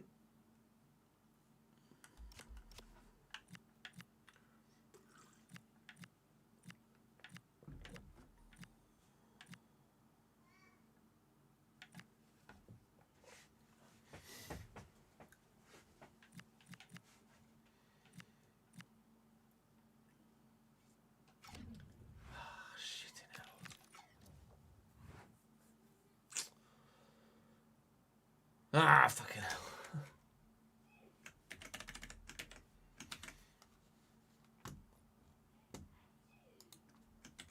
Right. Let's sort our finances out, end of season stuff. Hang on. We go up to season 1.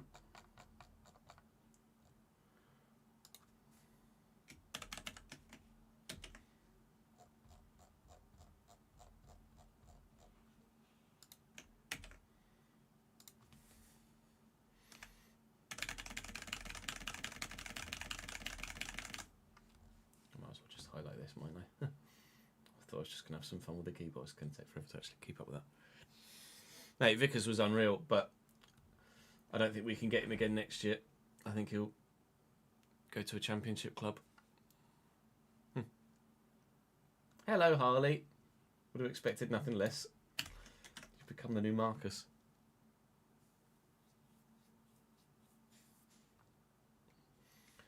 Right, TV money.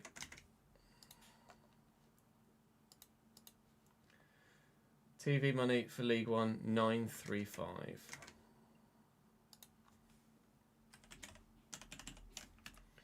Premier League Solidarity Payment, 711. Prize money for our league finish, 6th, 799510. Meaning our pre-tax profit was 3083,465. 3083,465. So we made about 800 grand more. Tax is 770,866. 770,866. 770,866. 770,866. That now becomes 3.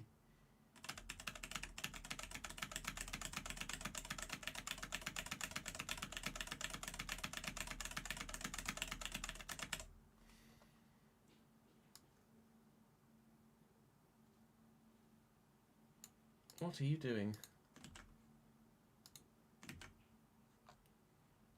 What in the fuck?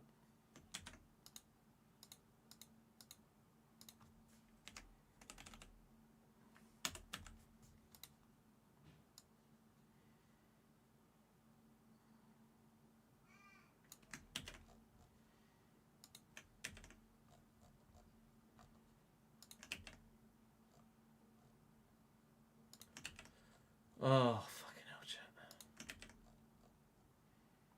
I really wanted to get promoted this year.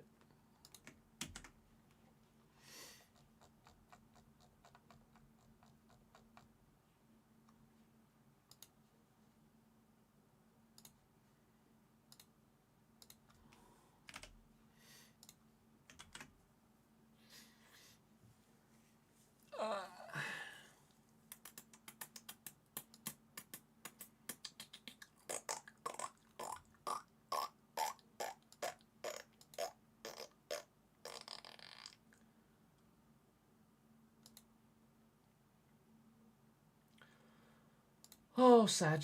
Right, okay. So the financial side is up to date.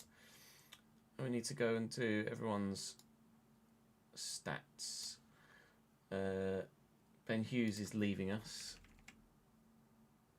So 0 to released. And Zach Bradshaw is leaving us. 0 to released. They're the only 2 players leaving us, aren't they? No one signed a pre-contract anywhere else at this moment in time.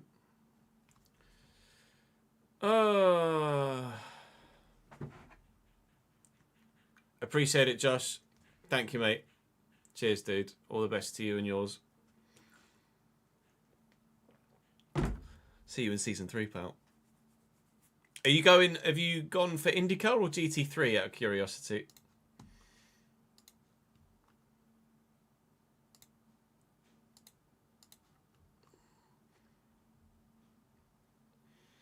Oh yeah, as a newly promoted side to have the season we did was unreal.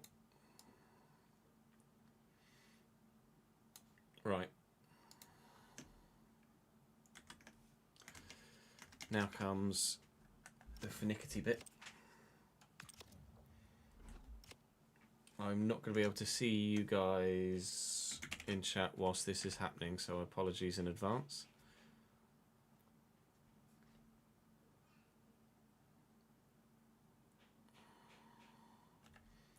Ben Hughes was 1 game.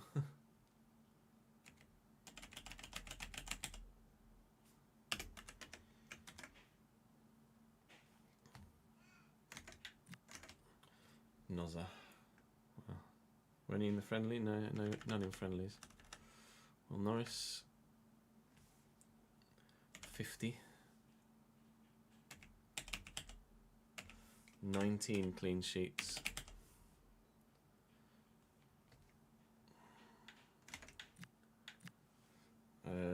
Brown's 2 games weren't for us. Bradshaw. Just 2 games. Munro. Finney Munro. 14 games.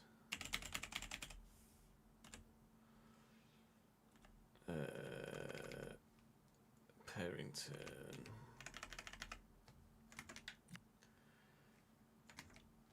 42.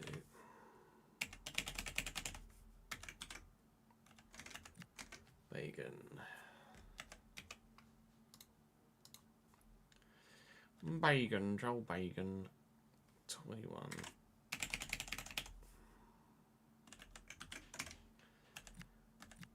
Thanks on Roberts, Kell. Kellen Watts.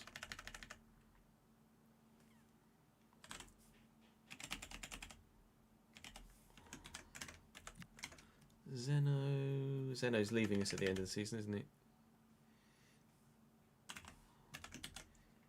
Is Zeno leaving us? Yeah, Zeno's leaving us, isn't he? Yeah, oh, he's... Fuck! Motherfucker! He's joining Bolton.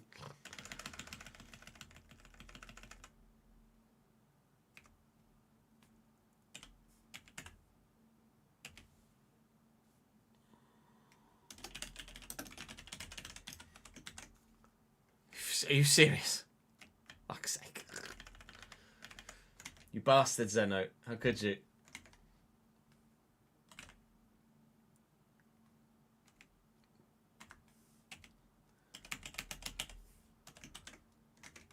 Claim nothing, Bennett. Bennett, where's Bennett? Okay. Benno, 44. 2 yellows. It's to add to his 1 that he got last year. Paddy Ruddock. 49 goals. Sorry, 49 games. 8 goals, 5 assists.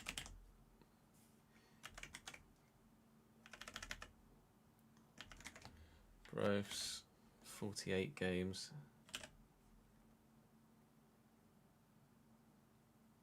Why does it say that he didn't play in the playoffs? That's weird. 6, 12. It's not saying, it's not giving appearance numbers for the playoffs, is it? It's annoying.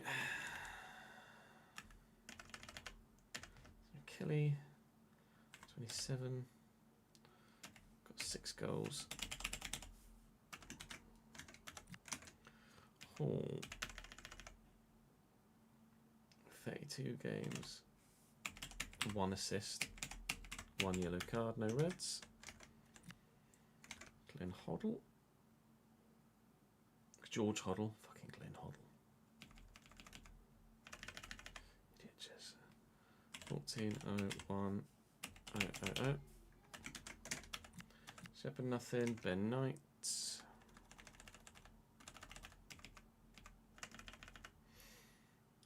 12. No, sorry. 17 2 1 000. Glenn McConnell. Oh, I didn't check Glenn's stats before he left. Fuck. That's annoying. That's really annoying.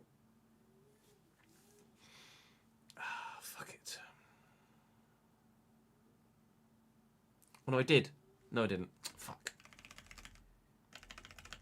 Fuck. Oh.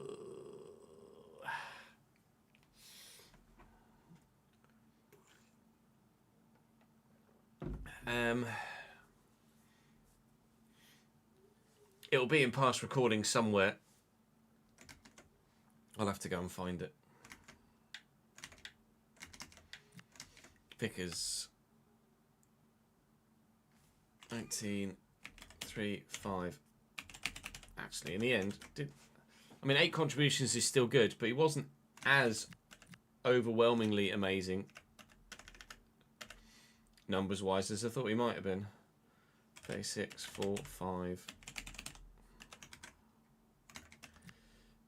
Bailey. Odin Bailey.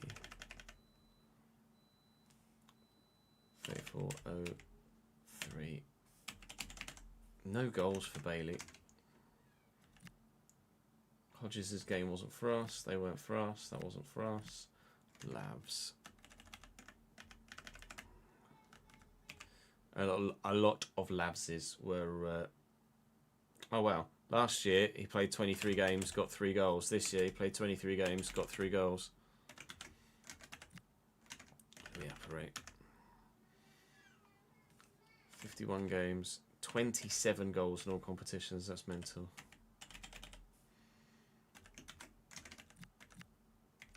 Okay, that's everyone.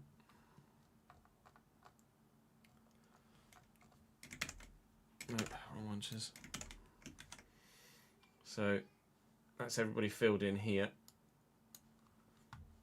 meaning the totals are filled in here. So now on the stats page, Louis Apperet with 96 appearances, Pelly Roddick with 94, Brophy with 93. No surprises that they're the top 5, really, is it? Apperet with 46 goals. Pelly, Soleil, Brophy, McConnell with 7. Nobody's got any red cards for us yet, thankfully. Crocombe got 1 more clean sheet last year. Brophy, most creative. Soleil, then Louis.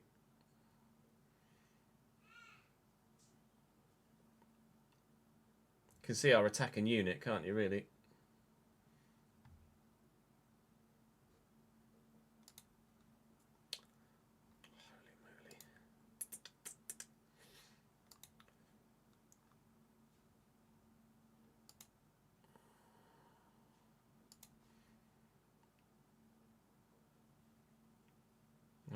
I need to add some more money in there. Transfer retention is going to be 30%. Oh no, sale retention. It's the 50%, isn't it? Yeah.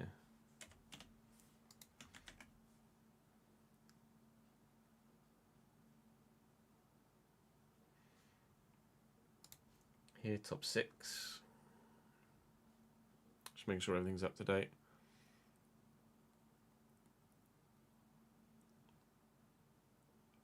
Please lose, Sid. Thank you. Right, so finances are up to date. Team page is up to date.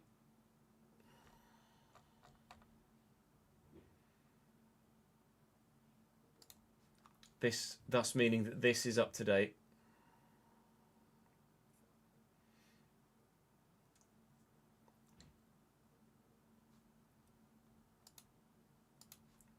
That's the number we're going to add to our transfer budget next season.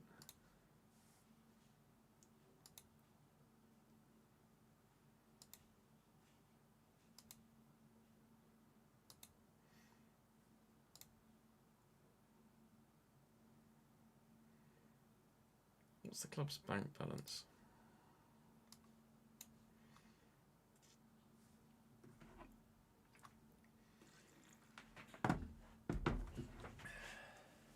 We had a bigger transfer budget at the start of season 2 than we're getting at the start of season 3, intriguingly.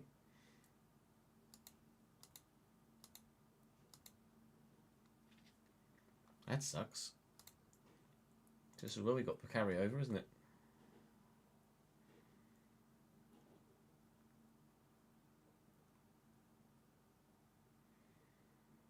That doesn't make sense though, because the balance is higher.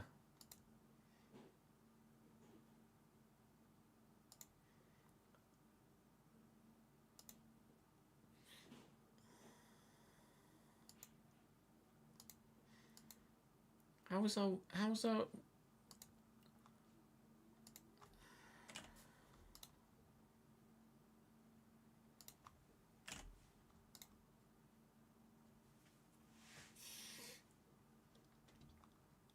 our transfer budget smaller than it was last season when our bank balance is higher? Or is our bank balance not higher?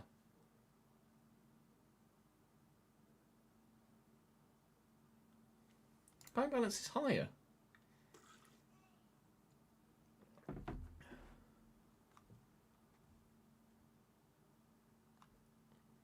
Balance is 5131,542.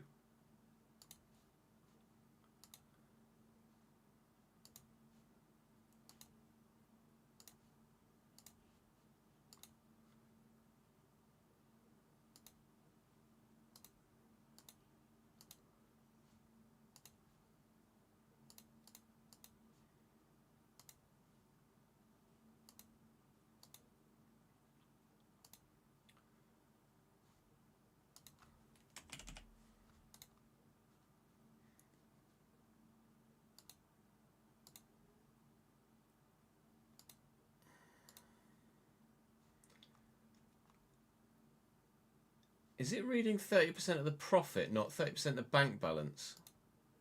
It's reading 30% of the profit, not 30% of the bank balance, isn't it? Let me test that here.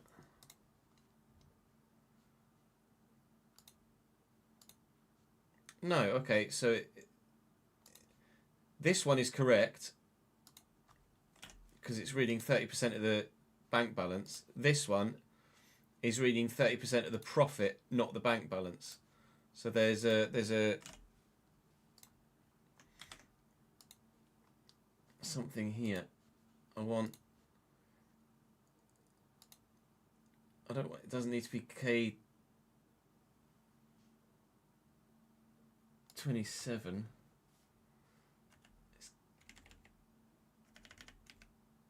Is it reading K20?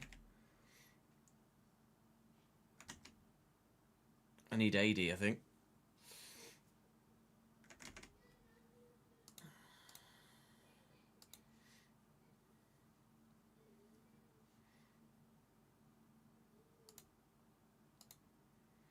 I need 80 because there's a issue with the thingy there.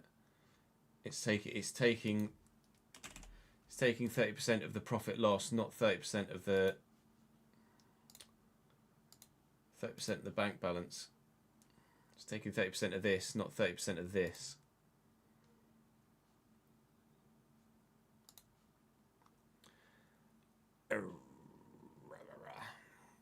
I mean, we can figure it out and put our own number in. We're going to be putting our own number in there anyway, aren't we? Because of the carryover from this season. So let's just work out quickly. We can just do it manually now ourselves. 30% of that. Hang on. 30% of 5131,542.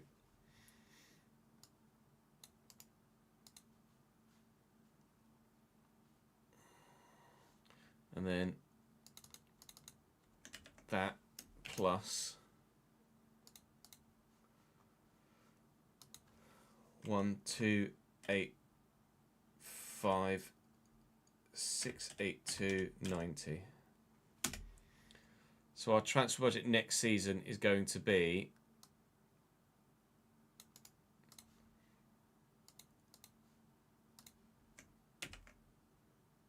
Oh. That.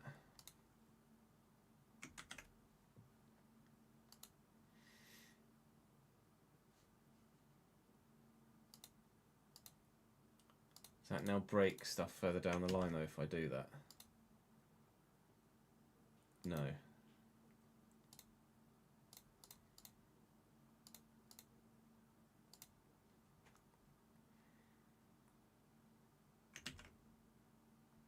So back. I think I'm right in. I think I'm right in what I'm doing here. Hover over the bank balance might show the cell.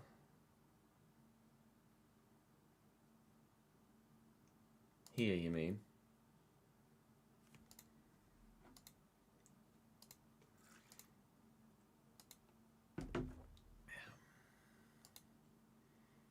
It's just that the formula for this transfer, this transfer budget calculation is just drawing from the wrong. It's drawing from the wrong cell on the finance tab. It's drawing from this cell, not this cell.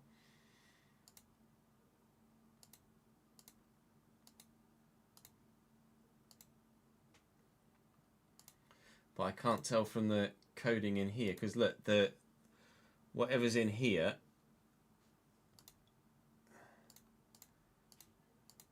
doesn't change per season.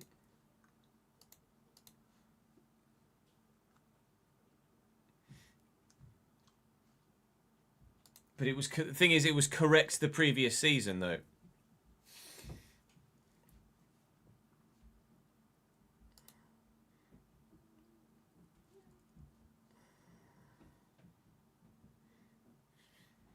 Regardless, we know we can just do it manually, so it's not a problem for now until we see 80 again.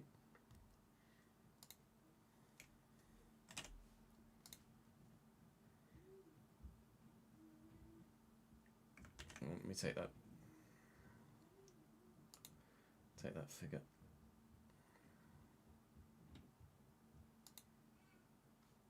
Oh, hang on, I had it here, didn't I? 283.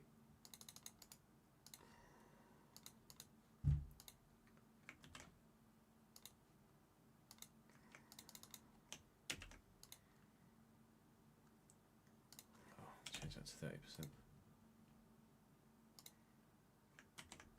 Right, so that's our budget for the season, 2.8 million.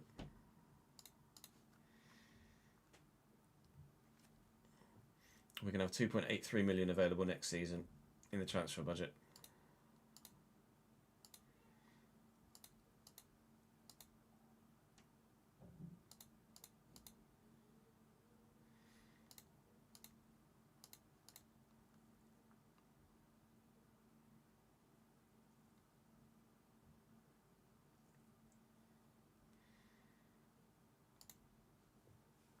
Right, everything's correct now, I'm pretty sure. Are we agreed that everything is correct and updated?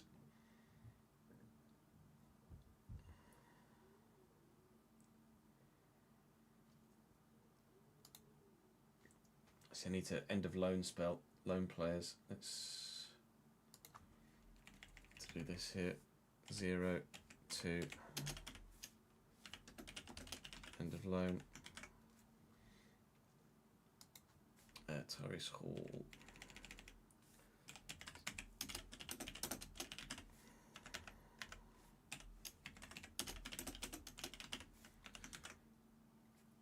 That was it, wasn't it? It was Hall, Kelly, and Munro. So we have 30,000 available in the wage budget for next season, plus 2.8 million in the bank.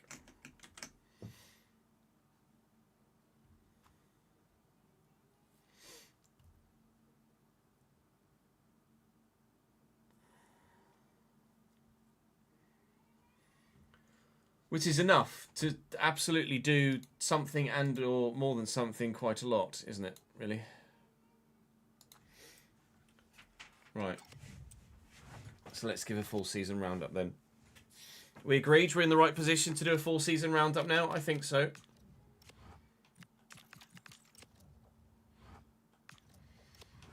Thank you, Davidenki. Yes, sir. So let's give you a full season roundup then of the competitions we were involved in and obviously the major competitions elsewhere around Europe. We'll give you a rundown of what our financial situation is next season as well for our transfer budget, most importantly, because of course we are carrying over our remaining transfer budget this season thanks to the board telling us we can do with an in-game unexpected event.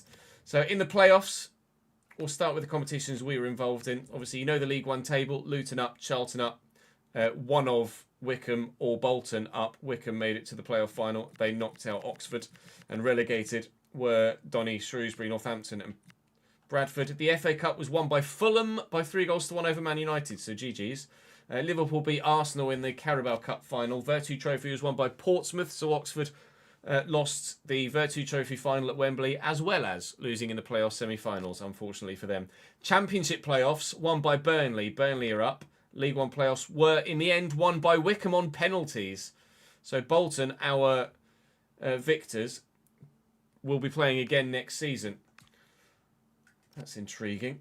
The Super Cup was won by Real Madrid. The Champions League was won by Real Madrid over Arsenal by 2-1. Europa League, Palace won the Europa League and will be playing Champions League football next year.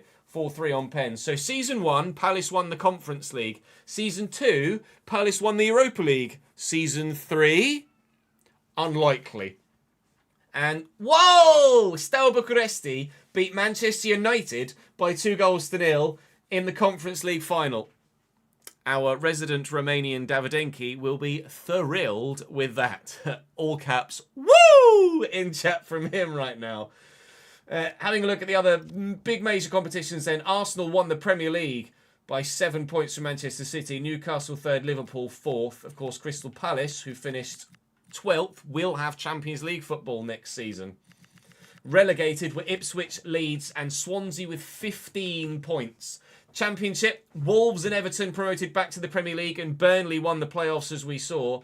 Sheffield United, Bristol City and Coventry having to play in the Championship for another season. Relegated and joining us in League One next year will be Blackpool, Stevenage and Sheffield Wednesday. Sheffield Wednesday joining us. We know what League One was. I'll be able to show you League Two via this as well, but I'll have to go down a little bit further to show you. Actually, no, here. League Two in England. Was joining us next season will be Salford, Crawley and Cheltenham. And then one of Barrow, Port Vale, Exeter and Notts County. But I can't see the League Two playoffs, unfortunately. 72 points in the playoffs. That's familiar. Relegated would have been Accrington, Stanley and Oldham, unfortunately for them. Fortunately for them, doesn't exist on the game, so they stay. PSG, Paris Saint-Germain, I know I said PSG, Paris Saint-Germain win Liga by 3 points from Marseille. Stade Rennais in 3rd and Monaco 4th. The Bundesliga was won by Leverkusen, Bayern only 2nd, Dortmund only 3rd, Leipzig 4th. Serie A, Juventus by a margin from Milan, and then another 10 points down to Inter and Roma. Eredivisie by PSV. Wow, goal difference. Plus one goal. Plus one goal in the Netherlands. PSV over Feyenoord. Ajax only 4th. Yikes. A long way off. Portugal, it was Porto from Benfica and Sporting. Rangers on a plus 9 goals over Celtic. La Liga, Real Madrid bossed everybody. Won 31-38 and only lost once. And the Women's Champions League was won by Barcelona there. Any other leagues that you might be interested in seeing? Not really. I think we're looking at all of them, aren't we? Basically, or any that we would actually give two hoots about, so to speak. So there are some jobs available in the save right now. Out of curiosity, what are they? If it'll even show me them on this screen. Instituto in Argentina. Djurgårdens in Sweden. And some others that are hidden elsewhere. Louis Apre won the Golden Boot in League One this year. I don't know, as I'm going to be able to keep him next season. But I thought that last year when he was second top goal scorer in League Two and nobody came in for him. So we live in hope. Harry Leonard Adebayo didn't score in like the last 10 games plus for Luton, which is a real surprise. Creatively, Brophy there with 12 this season. A great season for him. Absolutely flying, James Brophy on the left-hand side for us. Clean sheet-wise, Will Norris got the Golden Glove. Well done, Will. I wonder if we'll get any bids for him now. We don't tend to get many bookings. We've had some, but we don't tend to get many. With regards the squad then, you might be shocked to know that Louis Appere was my top goal scorer with 27. And then Pelly Ruddock with 8. One-man team? James Brophy with 6. Kelly with 6 in all comps as well. Soleil with 4. And then Loney's out. Vickers only got the 3 goals in the end, despite being very, very good for us. It hasn't counted playoff games for anyone in these stats, annoyingly. So I will have to go through the footage and add to the spreadsheet players that scored and assisted in the playoffs for us with the 3 goals that we scored. But we got goals from quite a few players, just not many from anyone other than Appere. Creatively, I mean, look, it's the same players at the top, isn't it? They are my best players. Appere and Panzu, Brophy, Kaikai. Appere and Panzu, Brophy, Kaikai. Vickers, we won't be able to get back on loan next year, I don't think, because, quite frankly, after impressing so much with us in League One, he will earn a championship move next year, you would imagine.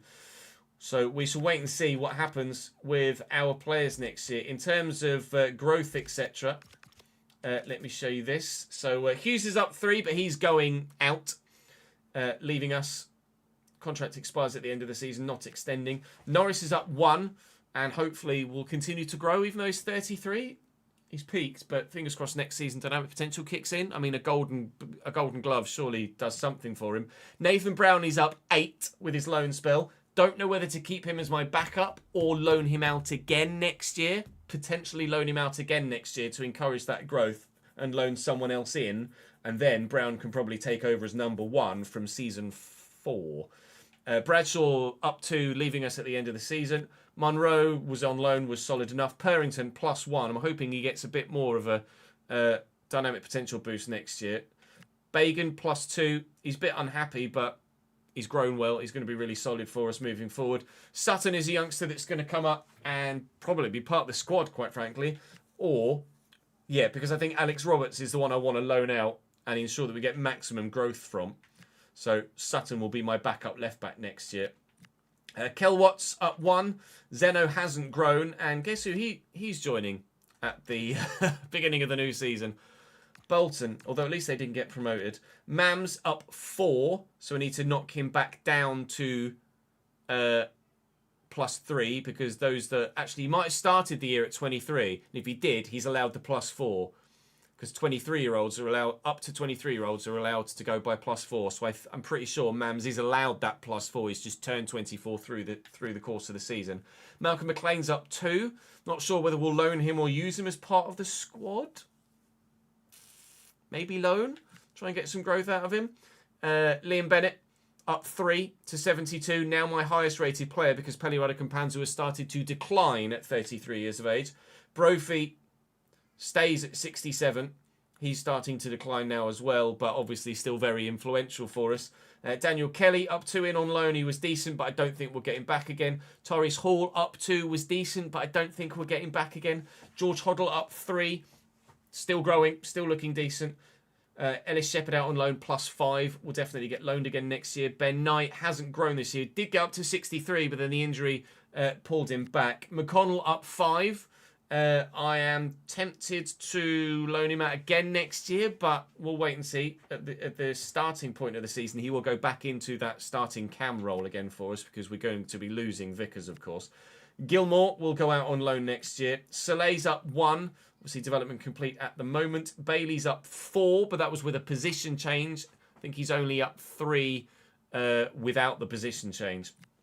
Hodges up 3 out on loan. Garner up 2 out on loan. Definite loan spells again next year, and hopefully they continue to kick on. disappointed with Coates. I think we're going to release him at the end of the season when he comes back from that loan at Port Vale, because we have players like Connor Jones, who are going to go out. Going to go out on loan next year and looking like the future of that wide role at the moment when Soleil becomes not the go-to man.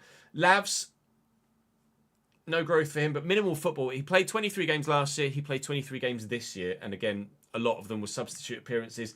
Appare's up 3 to 70, anticipating a potential growth for him as well, hopefully. So, fingers crossed, more for him next year. And then obviously Louis Ford is going to go out on loan for us next season as well. We'll loan list all of those young players we want to move out before we progress to the new season. So the most important piece of information that you give a shit about is what my transfer budget is next year. And it's going to be 2.8 million transferring across and including the 1.285 left over from last season. 30% of our ending bank balance, or starting bank balance, sorry, of 5.1 million on top of the 1.2 gives us 2.8 million as a starting transfer budget at the beginning of the new year. And with those players that were in on loan and those that are leaving us factored out here, we have £30,000 available in the wage budget as well. So we will be doing some business in the summer transfer window before our third season of this save and second season at League One level. No wage rises for anyone here, of course, because of the lack of a promotion. Sad. But we shall hopefully have a really good season in Season 3, and we will be going for automatic promotion. Sheffield Wednesday will be up there, but Stevenage and Blackpool coming down from the Championship are both sides that I would say we can finish above. And we were only 7 points off Bolton at the top of the table, and after a slower start this year, like adjusting to the level, we could just start as we ended. I think we'll be good.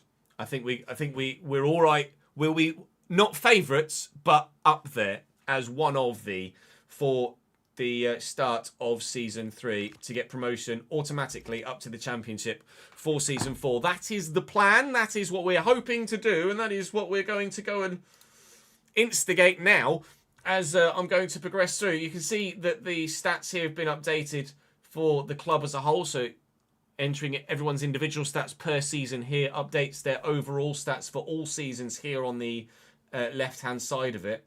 So if I go to the RTG stats page, you can see that our top appearance makers at the minute are, unsurprisingly, Appare and Panzu, Brophy and Bennett, as well as Mans in there as well, and that would be higher if he hadn't been injured for a while. Goal scorers, no surprise. Creative players, no surprise. It's those four again. Clean sheet-wise, Will Norris was only one short of Max Crocom's loan spell last year. And, like I say, we don't get many bookings, but we do have some. That's where we end Season 2. It could have been the season of... It was the season finale of season finales in the last episode. But it was not the season of seasons all told. But next year, very much could be. Especially with some healthy finances behind us. So... join me for episode 1 of Season 3 tomorrow, where, fingers crossed, we get a significant boost and keep hold of our best players. We've been very lucky on that regard so far. Please do drop the video a like if you're enjoying the saves so far. Make sure you subscribe to the channel so you don't miss out on more. Come and join me live here on YouTube or over on Twitch or Kick on the links in the description down below. But for now, for the end of Season 2, we are done. But as ever, there is more to come. I'll see you tomorrow. Oh, chat. Fuck my life.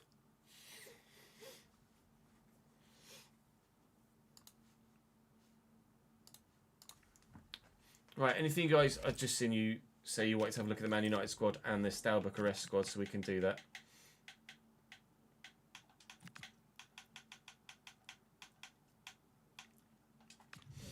FCSB, Stefan Tornavanu in goal. Antwi, who's their best players in defence? Joshua Kwashi, Liverpool youngster. Siabonga Ngazana and Pascal Le Breton, who's a youth player. In midfield, Stand-up players, Adrian Schut, Dario Solaru, and Mihai Lejandru. Dario Solaru looks very good. I think you recommended him to. You've recommended him to me a number of times, haven't you, Davidenki? Daniel Berligia, sorry, up top. Apologies for mispronunciations. David Miculescu, Denis Politic is still here. Octavian Popescu is still here. We've got Mamadou Thiam in as well. I don't believe is a starting Bucharesti player. And then Man United's team.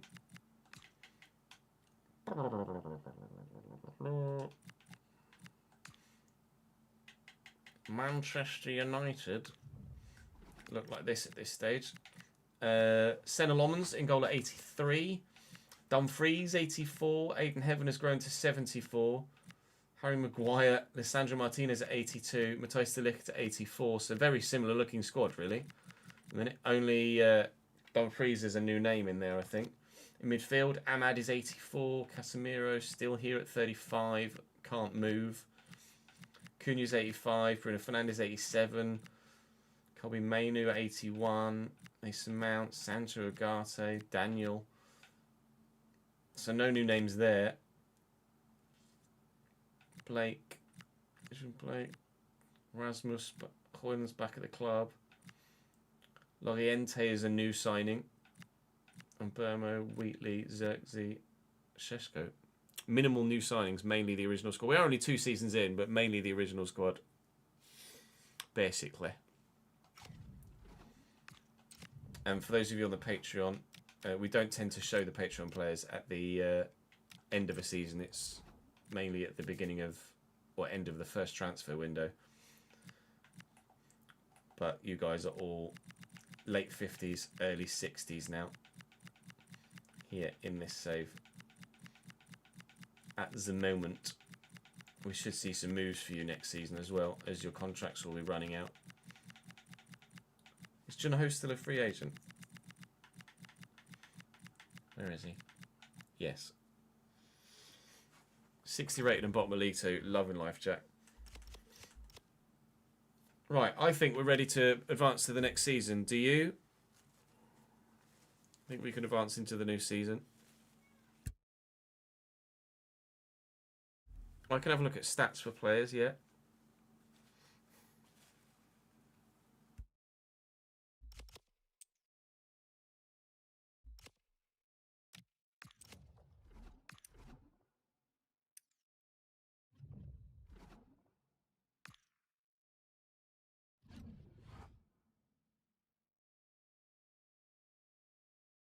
So 1 game in the Carabao Cup for you, Connor. 2 games in the FA Cup and a goal. A goal in the FA Cup for Wimbledon for you. 4 games in the 32 Trophy, 1 goal, 2 assists. And I can't see League 2, unfortunately.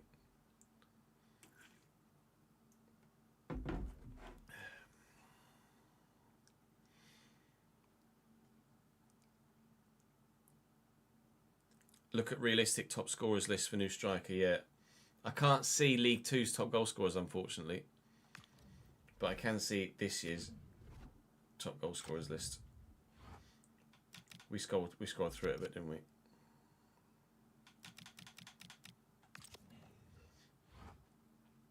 Oh, fuck's sake. Probably Leonard Adebayo, Kelvin, Charlie Kelman, Joe Randall, Girotti, Tolai. Apta. With the money we have available to us, I don't think really there's anyone other than giant clubs. I think there's anyone we should say that we can't sign from a financial point of view. I'm going to be very careful not to update too much too quickly or upgrade too much too quickly. Because obviously when we get to Championship level, we don't just then want to bounce straight to the Premier League. But yeah, Golden Boot for Anthony Gordon. Barkler, Leao, Saka, Foden, Marmoush. Moise Keane at Newcastle as well. Haaland with 18. Creatively, Elanga and Bruno Guimaraes share it. Silva, Morgan Rogers. He's now 86 rated. Tijani Reinders. Saka, Brendan Aronson. No surprise there. No surprise there. Oh, nice, Sid. Right, I'm gonna advance to season 3. We happy? I think we're happy to advance. Ads, did you want to see your stats? Yeah, no, you're not wrong, Ben.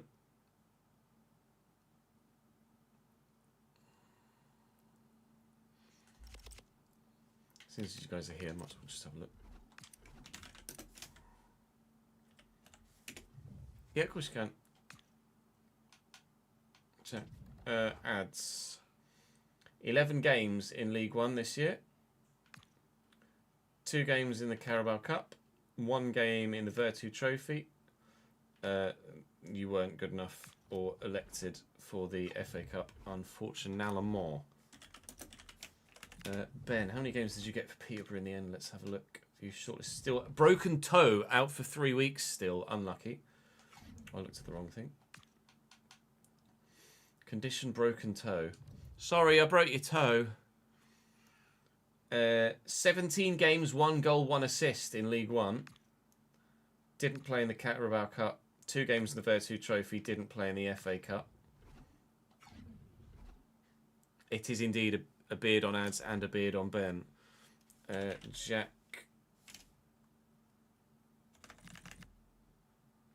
You're not 31. Oh, Evans, not Elliot. What a dickhead.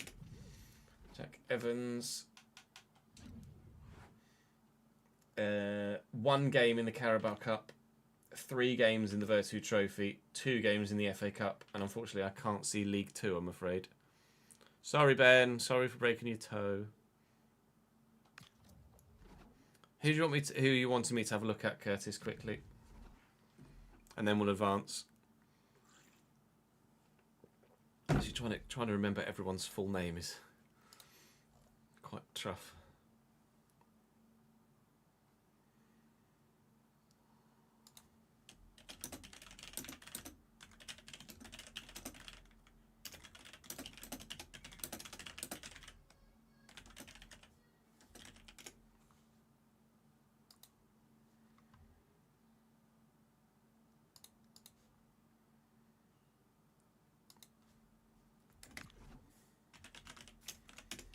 Elias Ansar has grown to 78 in this save.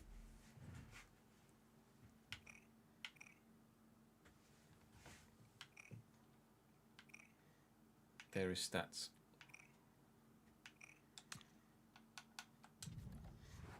He got 6 goals only in the Bundesliga for them. 6'6". Oh my God, he's a monster. 4 goals in the Conference League.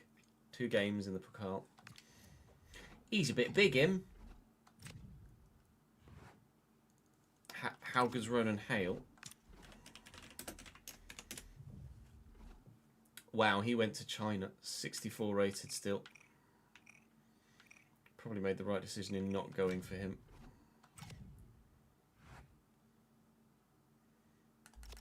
Yeah, to be fair, you're not wrong. Decent agility for a 6'6" guy. Right, off we go into season 3.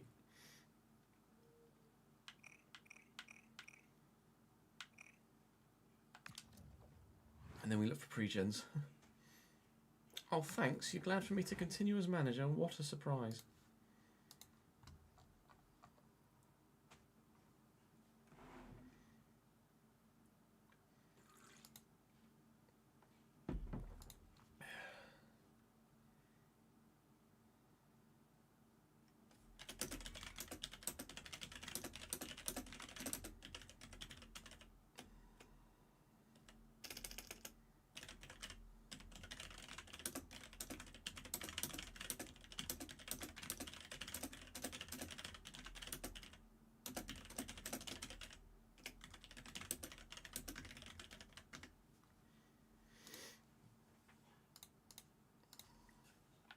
Customise your club. See you, Zeno. Let's change the pitch a bit.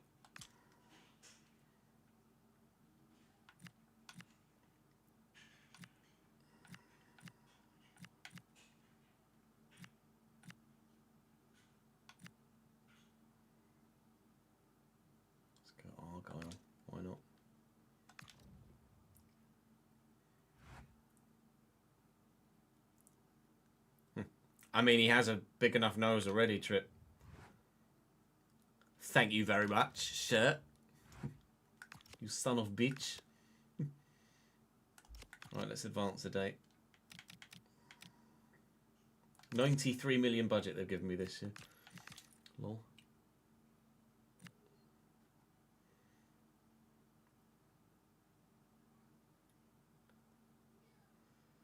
That would be too OP for me in this save. I'm not going to use that.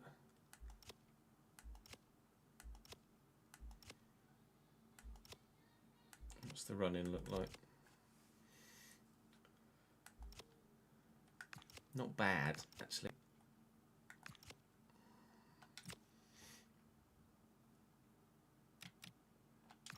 The board want automatic promotion. Oh, fuck. Right, let me deal with my squad first. And now let me have a look as well at people's potential.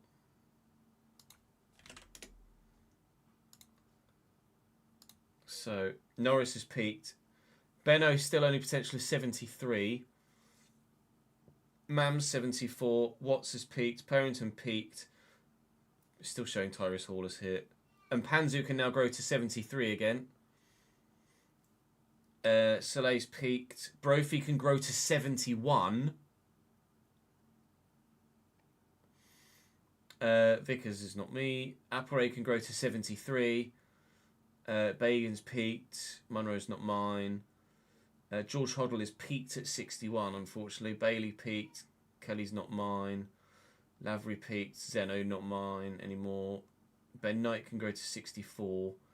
Youngsters are still the youngsters. Glenn McConnell has peaked at 65.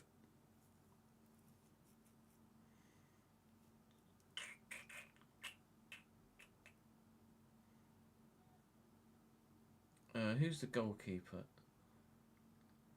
I can't remember his name. Nathan Brown, 73 potential now. I'm sure he did have 79. I think we loan him out again.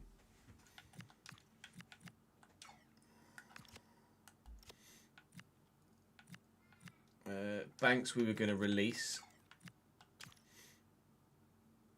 Oh, but we are going to factor that in now, aren't we? Because they're players that we've called up, but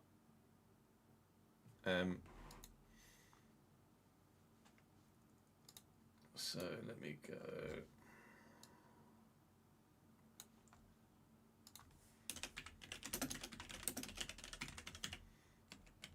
It was £12,040.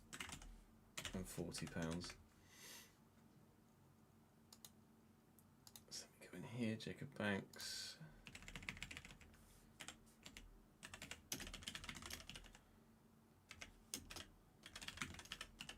Released. Sutton we're going to loan. No, Roberts we're going to loan. Sutton we're going to keep at the club as my backup left back.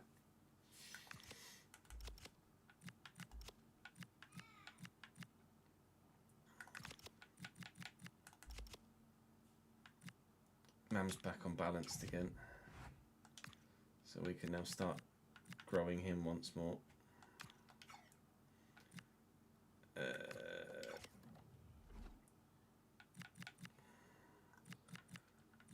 So at the minute, McLean maybe gets some football. I need a centre back, don't I? Only got 2 first team centre backs now. Oh no, 3 with Bagan. 3 with Bagan. So maybe no, don't worry, we won't forget about the pre-gens. So maybe three first team centre backs and McLean is fine. Maybe he gets some first team football. Do you think? Maybe don't loan him out.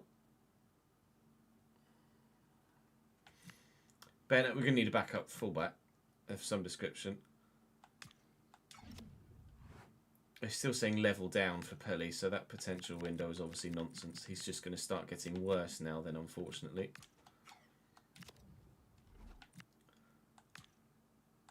So Brophy's just going to keep start leveling down as well.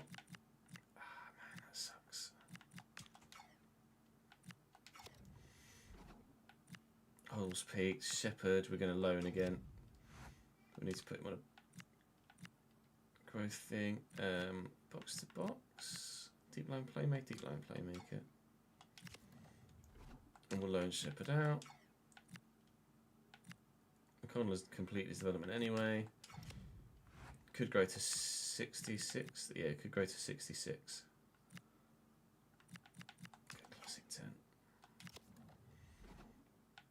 Gilmore, we will loan out. Soleil's peaked. Bailey's peaked. Hodges will loan out again. Garner will loan out again. Coates. Oh, is it a 2-year loan at? 2-year loan at Port Vale. Okay, Coates stays for now then. We can change their development plan. Wide playmaker, get those technical stats up. Physicals we can concentrate on later. Jones, loan. Ford, loan. So that's 1, 2, 3, 4, 5, 6, 7 players going out on loan, which would leave us with 19.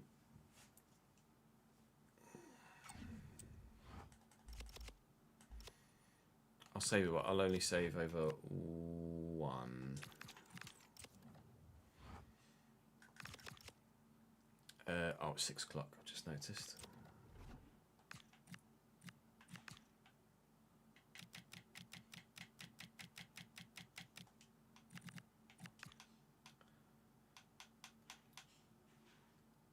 Not really going to see any. Let me just check the major leagues for pre-gens.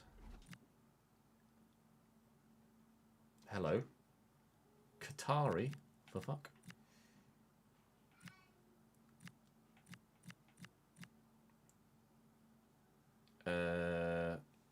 Emil Smith Rowe. Pre-gen. Dodd. Don't mind you have an 84 potential, but you're not starting at 79. It's not happening.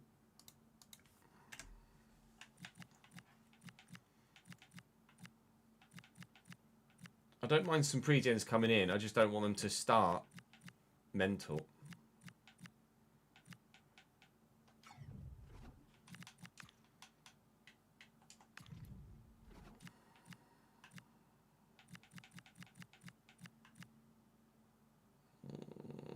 I'll allow that one. It's not a massive. We're like up to 74 or 75, weren't we?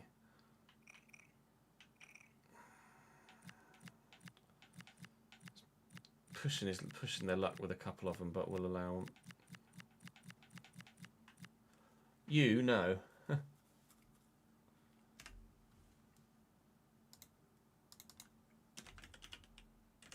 it Mandovan? Morvan.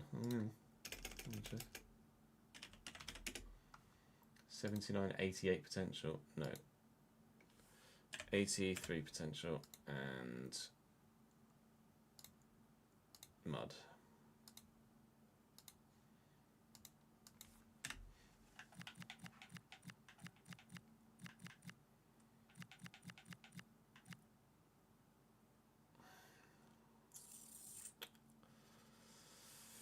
No.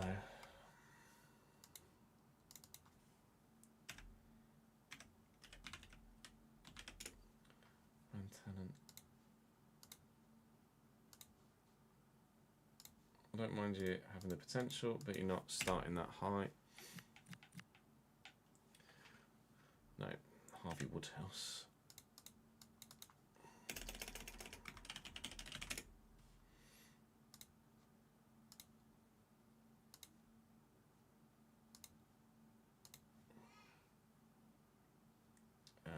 Potential of 84.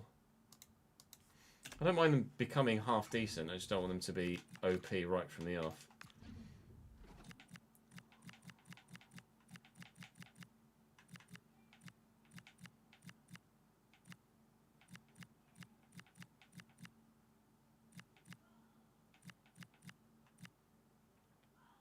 77 to 80 potential is okay though.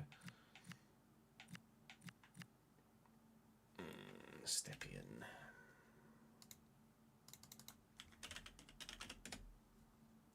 .84 potential's fine, but you're not starting that good. Sorry.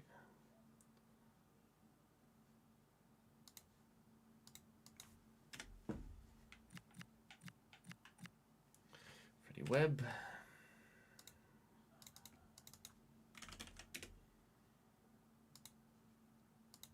Don't mind the 81 potential, but you're not 95 pace. 95 acceleration, 90 sprint speed. No. Get the fuck.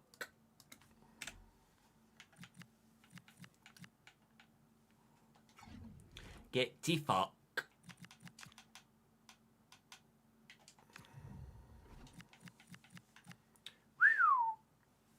Who the fuck's he a pre-gen of?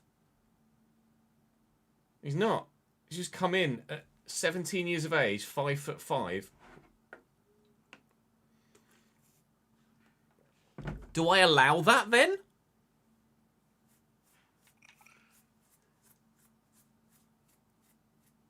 But Aloe Irons shouldn't be in the database for career mode. Al Mawalid.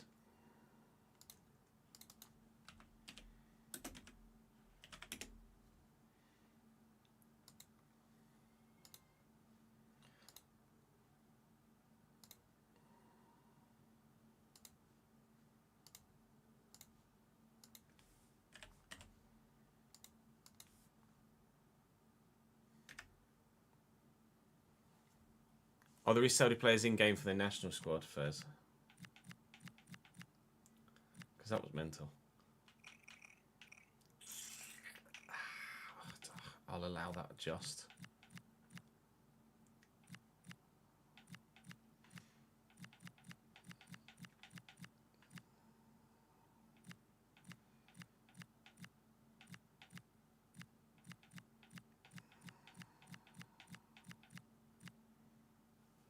No.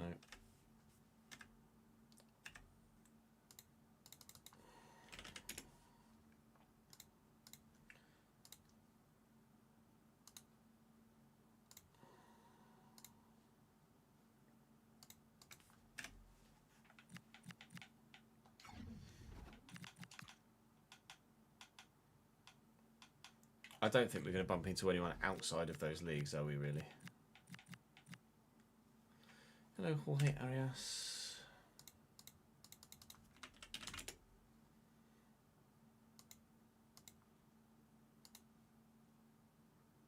Fucking hell. It baffles me that they can't find what the issue is with these. Because surely something like that should just stand out.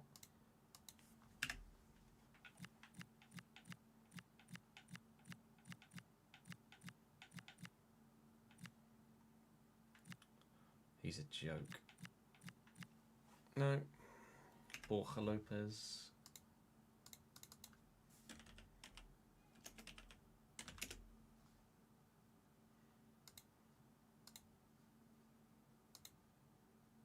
Like the fact that a lot of them spawn with like 90 plus pace is just absurd.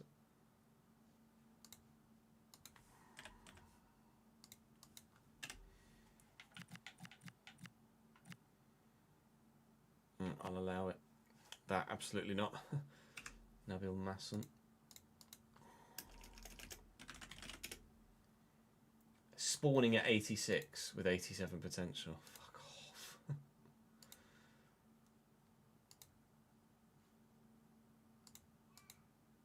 Oh, balls.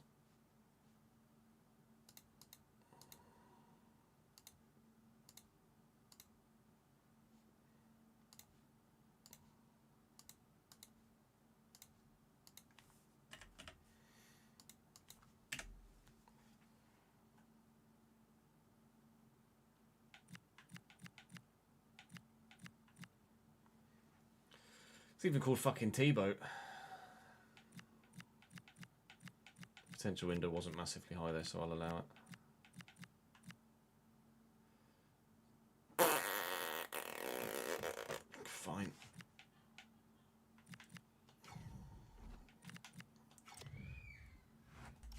Right. If we come across any pre-gens later, then we can just mud them, obviously, as and when. There's going to be people just say, oh, lens expired. Right. That is going to be me for today, chat, I believe.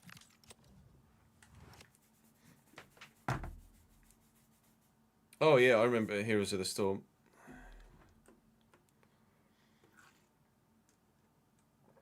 A hero would spawn at a defense tower when using an ability, and the devs couldn't find a reason why or how it even became a thing. That's really strange. Right. Ladies, gentlemen, everybody in between, have yourselves a wonderful Christmas and Boxing Day and Saturday and Sunday. I am back Monday on stream. There will be videos every day you would expect there to be a video, other than tomorrow. So content will still keep going out video-wise. But from me, Nat and Jude, to you and your family and friends, enjoy yourselves, whatever you get up to, with whoever you get up to it with. Thank you for your support this year. Very much indeed. A number of you have been very generous this year with your Patreon support, with your just general attendance figures have been fucking mental. Some of you on 50+ stream streaks, which is absurd. Appreciate you all very much indeed. I've got a lot of editing to do tonight anyway. And then we've got vegetable cutting and general prep for tomorrow to do as well. So it's going to be a late one anyway. Enjoy it, guys. I'm still going to be available on socials if you want to reach out, you want to chat, you want to get involved with anything. By all means, hit me up. But for streaming, I am done till Monday, and I'm having a few days off once I finish my editing tonight. Mwah. Love to you all, each and every single one of you. Thank you.